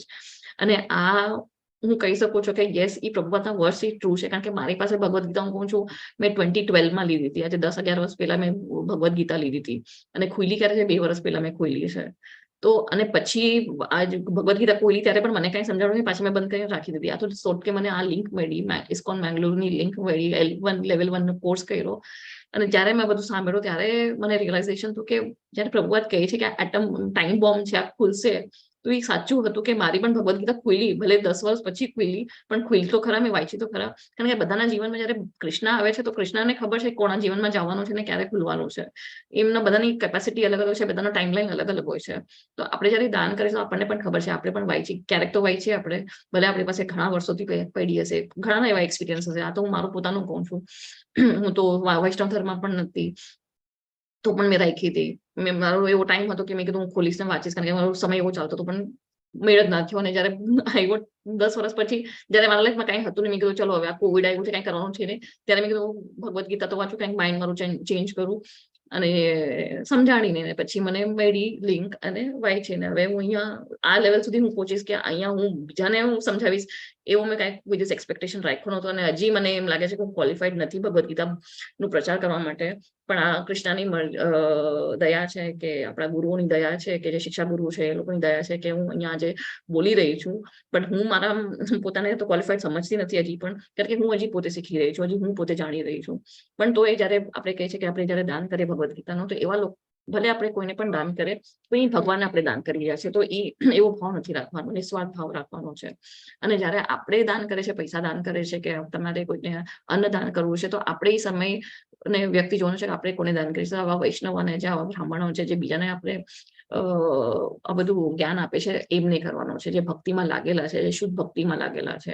એમને કે તમે મને દાન કરો કારણ કે હું અહીંયા પ્રચાર કરું છું નહીં, પણ જે એકચ્યુઅલ વૈષ્ણવાસ છે, જે હવે દીક્ષા લીધી છે અને જે આપણે પ્રચાર કરે છે, જે મંદિરમાં એકચ્યુઅલ લોકો સેવા કરી રહ્યા છે, તો એ લોકોને આપણે દાન આપે, કે મંદિરમાં આપણે દાન આપે, જે કૃષ્ણની ભક્તિ કરી રહ્યા છે એમને દાન આપે. તો એ સુપત્ર કહેવાય છે. યતુ પ્રત્યુપકારાર્થમ ફલમ ઉદ્દિશ્ય વા પુનઃ દીયતે ચ પ્રકિલ દીયચે પરિક્લિષ્ટમ તદ્દાનમ રાજસં સ્મૃતમ. યસ, મનીષા માતાજી, હરે કૃષ્ણ. હરે કૃષ્ણ. પરંતુ જે દાન અમુક બદલાની અપેક્ષાથી અથવા કર્મફળની ઈચ્છાથી અથવા નામરજી પૂર્વક અપાય છે તે રજોગુણી દાન કહેવામાં આવે છે. હરે કૃષ્ણ. હરે કૃષ્ણ માતાજી. યસ, તો હવે અહીંયા રજોગુણી દાન કોણ કરે છે? અહીંયા ફોટો દેખાય છે કે આ માણસ સેલ્ફી પાડી રહ્યો છે દાન કરતા. આપણે કહે છે કે જયારે આપણે દાય હાથથી દાન આપે છે તો બાય હાથને ખબર ના પડવી જોઈએ. એવી રીતે આપણે દાન આપીએ છીએ કે એનો મતલબ શું છે કે આપણે દાન આપ્યું તો બીજામાં આજુબાજુ કોઈને ખબર જ ના પડવી જોઈએ કે આપણે દાન આપ્યું છે. પણ લોકો આજકાલ શું કરે છે, ઇન્સ્ટાગ્રામ માટે, ફેસબુકમાં સ્ટોરી માટે, સ્ટેટસ માટે દાન આપીને આમ તે દેખાડા કરે છે કે જો મેં દાન આપ્યું, એક અહંકાર આવે છે, એક ગર્વ મહેસૂસ થાય છે, એક પ્રાઉડ મોમેન્ટ થાય છે. પછી આવા રીલ્સ નાખે છે. હા, તમે શુદ્ધ ભાવથી તમે નાખો છો, તમે દાન આપો છો ને તમે એના માટે તમે ફોટા નાખો છો કે બીજા ભક્તોને ઇન્સ્પિરેશન મળે, એ અલગ વાત છે. કે મેં આજે 10,000 બુક ભગવદ્ ગીતાની ડોનેટ કરી, કે મેં 500 બુક ડોનેટ કરી, કે મેં આટલું ડોનેશન આપ્યું છે મંદિરના કન્સ્ટ્રક્શનમાં. તો જયારે આપણે આ ભક્તોના ગ્રુપમાં કહીએ છીએ ને, તો ત્યારે બીજા ભક્તોને ઇન્સ્પિરેશન મળે એના માટે નહીં કે ઓ મેં આટલું દાન કર્યું, મેં આટલું જો કેટલો સરસ ભક્ત છું, એના માટે નહીં. તો એ દાનનો તમારો મતલબ જ નથી, કારણ કે ભગવાન અંદર બસેલા છે, ભગવાનને ખબર છે કે તમે કયા પ્રવૃત્તિ તમે આપ્યો છે. પણ આપણે જયારે દાન આપે છે ને ખબર નથી પડતી કે દાન આપ્યો છે ને, એ જયારે નિસ્વાર્થ ભાવે આપણે આપે છે તો એને સત્વ. પણ અહીંયા લોકો શું કરે છે આજકાલ, રજોગુણી આવા ગરીબોને દાન આપીને પછી આમ ફોટા પડે છે કે આ જો અમે દાન આપ્યો છે, અને એ લોકોને એમ લાગે છે કે મને કંઈક પુણ્ય કર્મ મળે અને હું સ્વર્ગ લોકો જાય છે એટલે હું દાન ધર્મ કરું છું. જેમ આપણે સ્ટોરી જોઈ હતી મહારાજ નૃગ મહારાજની, કે નૃગ મહારાજે કેટલી લાખો ને લાખો ગાયો દાનમાં આપી હતી બ્રાહ્મણોને, એ સારા બ્રાહ્મણોને દાન આપી હતી. પણ એમને કોલું એક મિસ્ટેક થઈ ગઈ. તો એ કેમ મિસ્ટેક થઈ ગઈ? તો એ રજોગુણમાં આવી ગયા કે એમને ધ્યાન ના આપ્યું. તો એ શું થયું, બહેના તો છીપકલી પણ પછી સ્વર્ગલોકમાં જ ગયા. પણ જો ભગવાન માટે કર્યું હોત તો એ શુદ્ધ સત્વમાં કહેવાય, સત્વ ગુણમાં કહેવાય. તો આને કોઈ તો આવી દાન આપે છે કે ઓફિસમાં કીધું છે કે બધાને આ ડોનેશન કેમ્પ આવ્યો છે, બધાને ડોનેટ કરવું પડશે, આમ ફોર્સફુલી કરે તો આપણને કે મારે પૈસા આપવા પડશે, એટલે તો મહેનતથી કમાઉં છું, પૈસા આપવા પડશે. તો એ ગ્રજિંગ મૂડમાં જે ડોનેશન થાય છે, પછી કોઈ કઈક ભિખારી આવે, આપણે આજકાલ ઇન્ડિયામાં તો એટલા હેરાન કરતો હોય, ટચ કરતો ને હેરાન કરતો ને આપણે હાલી પકડને જા માથું નહીં ખા. તો એ ગ્રજિંગ, તો એ બધા ડોનેશન એ બધું શેના માટે છે? એ આવા બધા રજોગુણી ડોનેશન કહેવાય છે. તો એ આપણે આવા અવોઇડ કરવાનો હોય છે, કારણ કે આ શાસ્ત્રના હિસાબે નથી. તો આપણે જયારે ચેરિટી આપે છે કે કરુણાના લીધે કે આ બિચારો ભૂકો હશે ને, તમે પ્રસાદ આપો. તમારે કરુણા આવે છે કે આ ભૂકો છે તો તમે એમને પ્રસાદ આપો, કારણ કે એ તમે ભગવાનને જ આપેલું છે. તમે પ્રસાદ દાન કરો, ગરીબોને કરો, પણ પ્રસાદ દાન કરો. એવી રીતે તમે હેલ્પ કરો છો તો એ સત્વગુણ થઈ જાય છે. તો એમાં તમે કર્મમાં નથી બંધાતા, પણ તમે જયારે આવી રીતે ગરીબોને દાન આપો છો શાસ્ત્રને વાંચ્યા વગર, તો એ તમને કર્મમાં બંધાશો. કારણ કે તમે આજે જે દાન આપ્યું છે કાલે તમારે બીજી લાઈફમાં એ તમને દાન આપશે. તમારે લેવા માટે પાછું આવવું પડશે. ભલે તમે પુણ્ય કરીને તમે સ્વર્ગ જશો, પણ પાછા તમે આવવાનો છો ને તમને પાછું કોઈ આપી જાય એવું એ સિચ્યુએશન ક્રિએટ થશે કે જે તમે જે ચીજો તમે આપી છે ને, કોઈને પણ ગિફ્ટ પણ આપી છે, સારા ભાવમાં પણ ભલે આપી હોય, નિસ્વાર્થ ભાવમાં પણ આપી હોય, પણ એ અગર કૃષ્ણ કોન્શિયસમાં નથી કે કૃષ્ણના ભાવમાં નથી, તો એ પાછું તમને એનું રિટર્ન લેવા માટે પાછું આવવું પડશે. એટલે બધા આમાં આપણે કહે છે કે તમે કાંઈ પણ વસ્તુ જયારે ઘરે લઈ આવો છો, નવી વસ્તુ, તમે ભગવાનને દેખાડો. તમને કોઈને કાંઈ ગિફ્ટ આપી છે, તમે ભગવાનને દેખાડીને પછી આપો.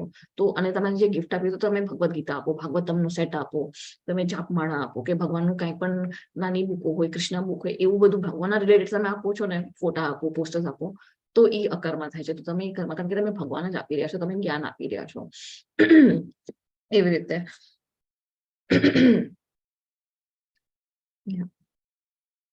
અદેશકાલે યદ્દાનમ અપાત્રેભ્યશ્ચ દીયતે અસત્કૃતમ અવજ્ઞાતમ તત્તામસમ ઉદાહૃતમ.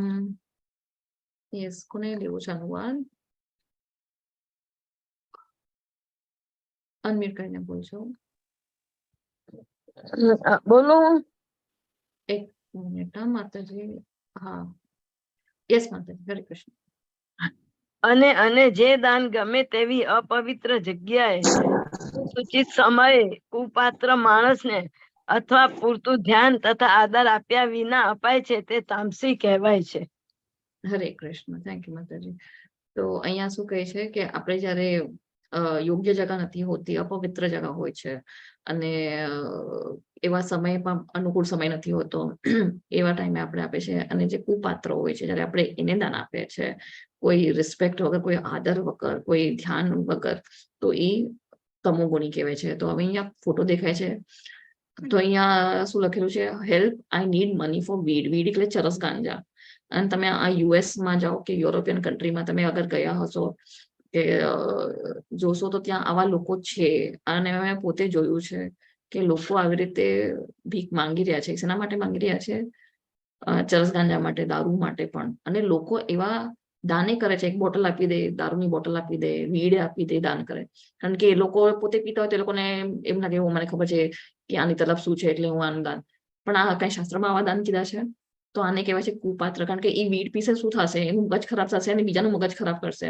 આપણે ગઈકાલના ફોટામાં જોયું હતું કે ઓલો ગરીબ બેઠો તો એક બાઈ એને જઈને હેલ્પ કરે છે. આગળ શું થાય છે? ટેરરિસ્ટ અટેક થાય છે. કારણ કે આવા લોકો પૈસા માટે કાંઈ પણ કરી શકે. એ લોકોને બસ પૈસા. કોઈ આવીને કે તારે અહીંયા હવે હું તને પૈસા આપીશ, તો અહીંયા પ્રોટેસ્ટ કર, અહીંયા તોડફોડ કર. યુએસમાં બધી કન્ટ્રીઝમાં આપણે જોઈએ કેટલા તોડફોડ કરે છે. કોણ આપે છે? ફંડિંગ ક્યાંથી આવે છે? તમને હાથમાં શસ્ત્ર આ બધું કોણ આપી રહ્યું છે? એટલે કોઈક એવી પાવરફુલ એજન્સી હશે કે તમને પૈસા આપીને તમારાથી આ કામ કરાવે છે. તમને તો ખાલી પૈસાથી મતલબ છે.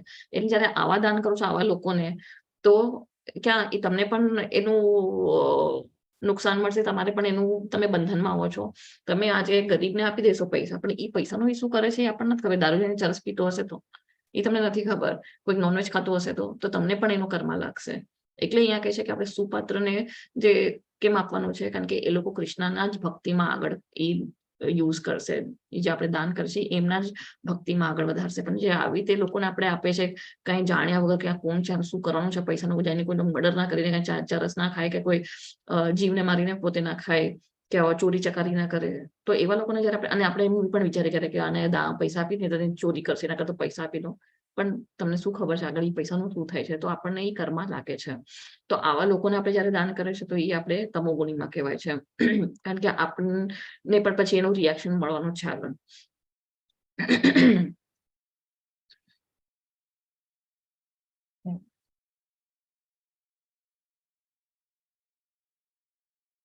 ઓમ તત્સદિતિ નિર્દેશો બ્રહ્મણસ્ત્રીવિદ સ્મૃતઃ બ્રાહ્મણાસ્તેન વેદાશ્ચ યજ્ઞશ્ચ વિહિતા પુરા. યસ અશ્વિની માતાજી. હરે કૃષ્ણ. તમને બોલો છો અનુવાદ?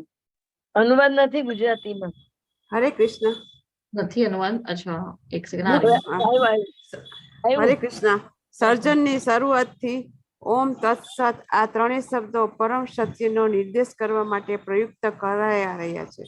આ ત્રણ પ્રતિકાત્મક અભિવ્યક્તિઓ બ્રાહ્મણો દ્વારા વૈદિક મંત્રનું ઉચ્ચારણ કરતી વખતે તથા બ્રહ્મને સંતુષ્ટ કરવા માટે યજ્ઞો કરતી વખતે પ્રયોજવામાં આવતી હતી. હરે કૃષ્ણ.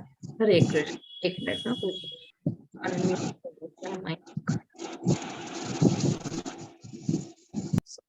Okay, yes. તો સોરી. તો હવે અહીંયા શું કહે છે કે હા, સુશીલ જયારે સર્જન થયું હતું તો ત્યારે આ ત્રણ શબ્દ ઓમ તત્સદ આ યુઝ થાય છે. તો શેના માટે યુઝ થાય છે? તો શું ઇન્ડિકેટ કરે છે? તો આ પરમ પુરુષ જે છે, આપણા પુરુષોત્તમ ભગવાન છે, એમને જે સત્ય છે, પૂર્ણ સત્ય છે, એને આ દર્શાવે છે. અને આ ત્રણ જે છે ઓમ તત્સદ એ આ બ્રાહ્મણ લોકો જયારે કોઈ પણ વેદાસ ઉચ્ચારે છે, મંત્રો ઉચ્ચારે છે, તો ત્યારે વૈદિક મંત્રો ઉચ્ચારે છે. તો આ ઓમ તત્સત યુઝ કરે. તમે સાંભળ્યો છે ઓમ તત્સત બોલે છે. અને કોઈ પણ યજ્ઞ કરે છે ત્યારે પણ એ બોલે છે. તો શેના માટે બોલે છે? તો એ ભગવાનને અર્પણ કરવા માટે, ભગવાનને સેટિસ્ફાય કરવા માટે આ યુઝ થાય છે. તો હવે આ ત્રણ મિનિંગ શું છે? ઓમ તત્સત નું મિનિંગ શું છે એ આપણે આગળ જાણીએ.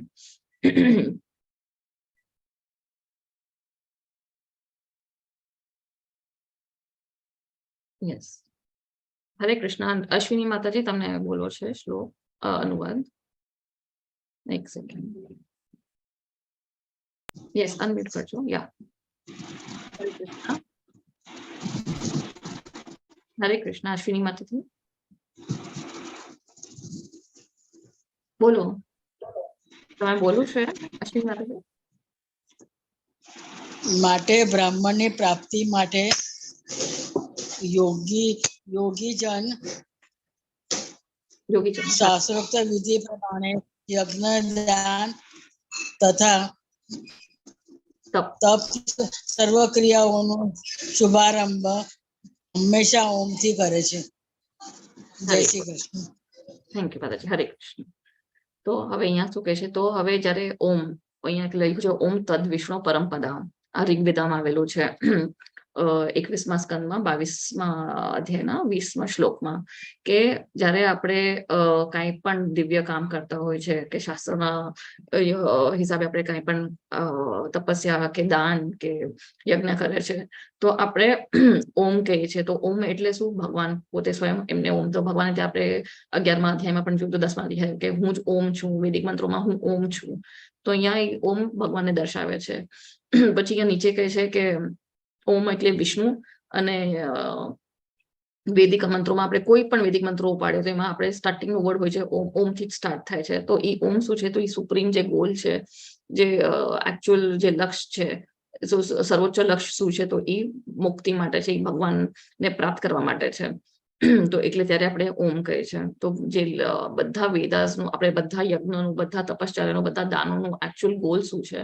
તો ભગવાનને પ્રાપ્ત કરવાનો છે. તો એ ભગવાન માટે, ભગવાનને સેટિસ્ફાય કરવા માટે હોય છે.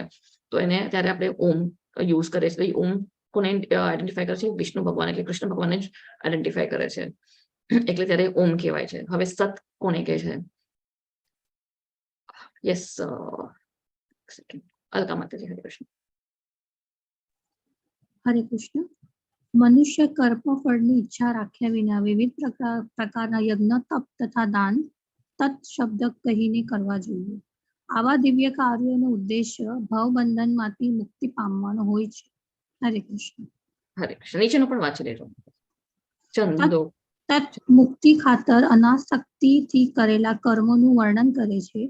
આ પ્રવૃત્તિ ભૌતિક પરિણામોની અવગણના સાથે કરવામાં આવે છે.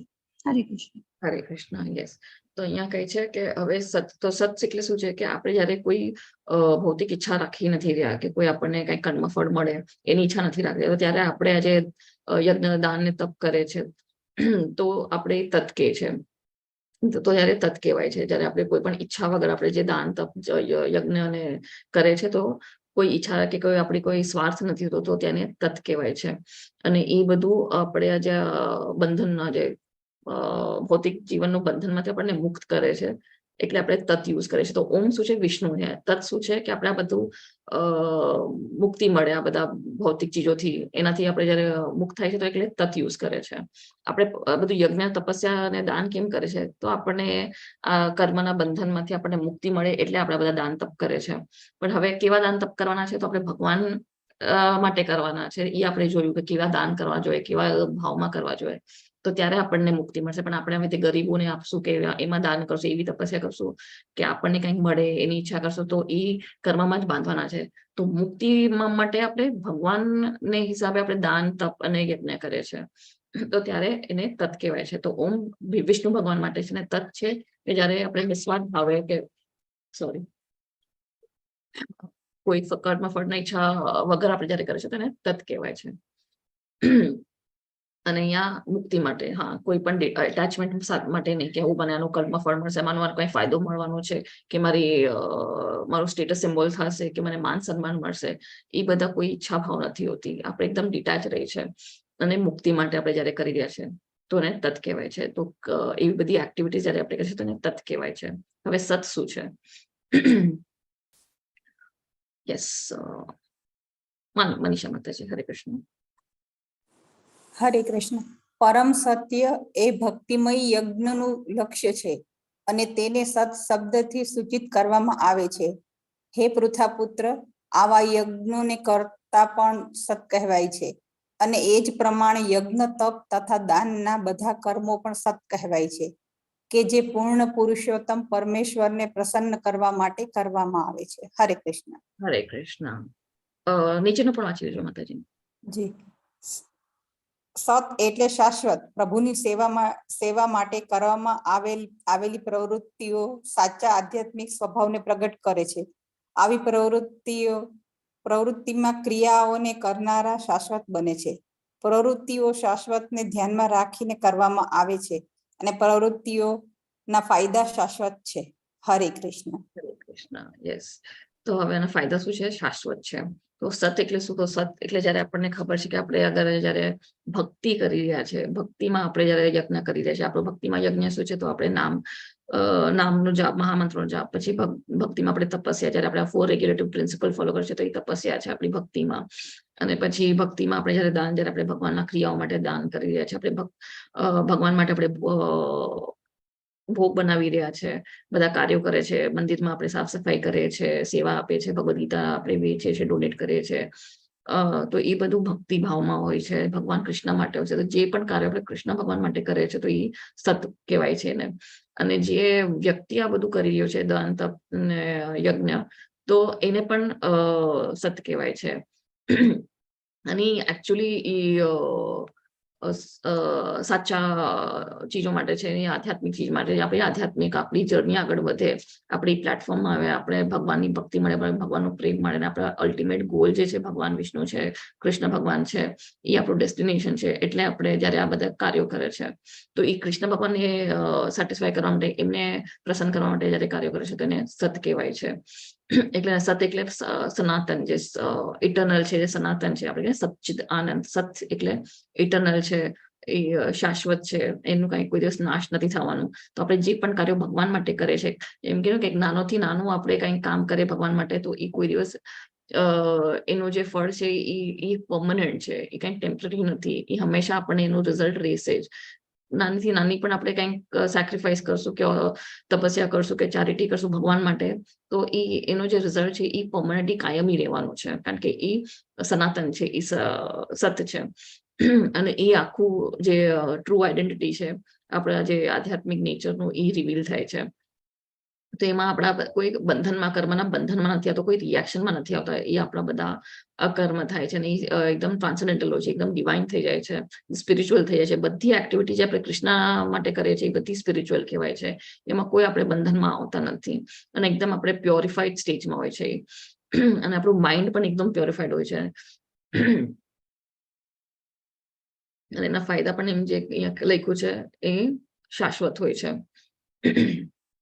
તો એટલે જયારે પણ આપણે કોઈ પણ કાર્ય કરવાના છે તો આપણે હવે ખબર છે કે જે પણ દાન, તપ અને યજ્ઞ છે એ બધા ભગવાનને સંતુષ્ટ માટે કરવાના છે. કોઈ નિસ્વાર્થ ભાવ બધા નિસ્વાર્થ ભાવથી કરવાના છે. કોઈ સ્વાર્થ નથી રાખવાનો, કોઈ અટેચમેન્ટ નથી રાખવાનું ને ડિટેચથી રાખવાનું છે. અને આપણું ગોલ શું છે તો એ કૃષ્ણ ભગવાન માટે જ કરવાનો છે, એમની પ્રસન્નતા માટે કરવાનો છે. એટલે ઓમ તત્સત. યસ યસ, જય શ્રી માતાજી. હરે કૃષ્ણ. હરે કૃષ્ણ. હે પાર્થ, પરમેશ્વરમાં શ્રદ્ધા વગર યજ્ઞ, દાન કે તપ રૂપે જે કંઈ કરવામાં આવે છે તે ક્ષણભંગુર હોય છે, તે અસત કહેવાય છે. આ અસત આ તેમજ આગામી જન્મ બંનેમાં વ્યર્થ જાય છે. હરે કૃષ્ણ. હરે કૃષ્ણ. તો જયારે આપણે ઓમ તત્સતમાં આપણે જે બધું કાર્ય કરે છે તો એકદમ પરફેક્ટ હોય છે. જે પણ આપણે બધા કાર્યો કર્યા હોય છે, આપણે ઓમ તત્સત કરીને બોલીને આપણે જે કાર્ય કરે છે ભગવાન માટે કરી રહ્યા છે, જે તપ ને દાન ને બધું, તો એ કમ્પ્લીટલી પરફેક્ટ હોય છે અને એકદમ એ આખું પરફેક્શનમાં હોય છે. અને આખું આપણું જે દાન તપશ્ચર્યા જે હતું એ બધું કમ્પ્લીટ કરી રહ્યા છે, કારણ કે ભગવાન માટે, ભગવાન પોતે કમ્પ્લીટ છે. અને જયારે આપણે આવી રીતે કરે છે કે કોઈ ફેથ વગર, કોઈ શ્રદ્ધા વગર કરી રહ્યા છે, તો એનું રિઝલ્ટ શું છે, એ ટેમ્પરરી હોય છે અને એને અસત કહેવાય છે. અને એ બધું યુઝલેસ છે. જે આપણે રજોગુણ કે તમોગુણ તપને દાન કરી રહ્યા છે, ભગવાન માટે કઈ નથી કરી રહ્યા અને સ્વાર્થી ભાવમાં કરી રહ્યા છે, તો એ બધું યુઝલેસ છે અને ટેમ્પરરી છે એનું રિઝલ્ટ.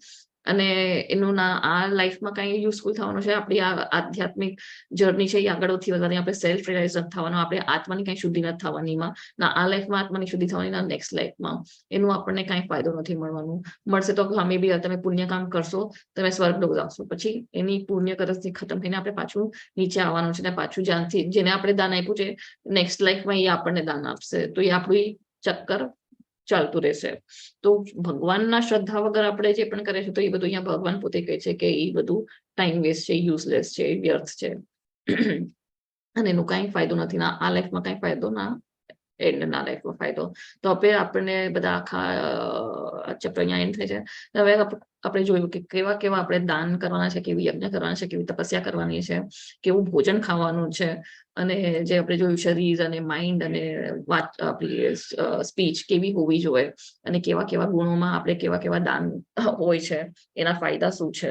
તો આપણે શુદ્ધ સત્વમાં આપણે જયારે કૃષ્ણ માટે બધું કરીએ છીએ તો એ શુદ્ધ સત્વ કહેવાય છે. અને જયારે આપણે ઓમ તત્સત બોલીને આ બધું દાન યજ્ઞ અને તપસ્યા કરે છે, ભગવાન માટે કરે છે, તો આપણું બધું આખું પ્યોરિફાય થઈ જાય છે. આપણી આખી એક્ટિવિટીઝ જે છે બધી પ્યોરિફાય સ્પિરિચ્યુઅલ થઈ જાય છે અને આખી કમ્પ્લીટ કહેવાય છે, કારણ કે એમાં કોઈ આપણને રિએક્શન લાગતા નથી. એ બધા અકર્મ કહેવાય છે અને ભગવાનના પ્રસન્નતા માટે થાય છે. આપણો આખું ગોલ આ બધું શું છે કરવાનું, એ ભગવાનની પ્રસન્નતા માટે હોય છે.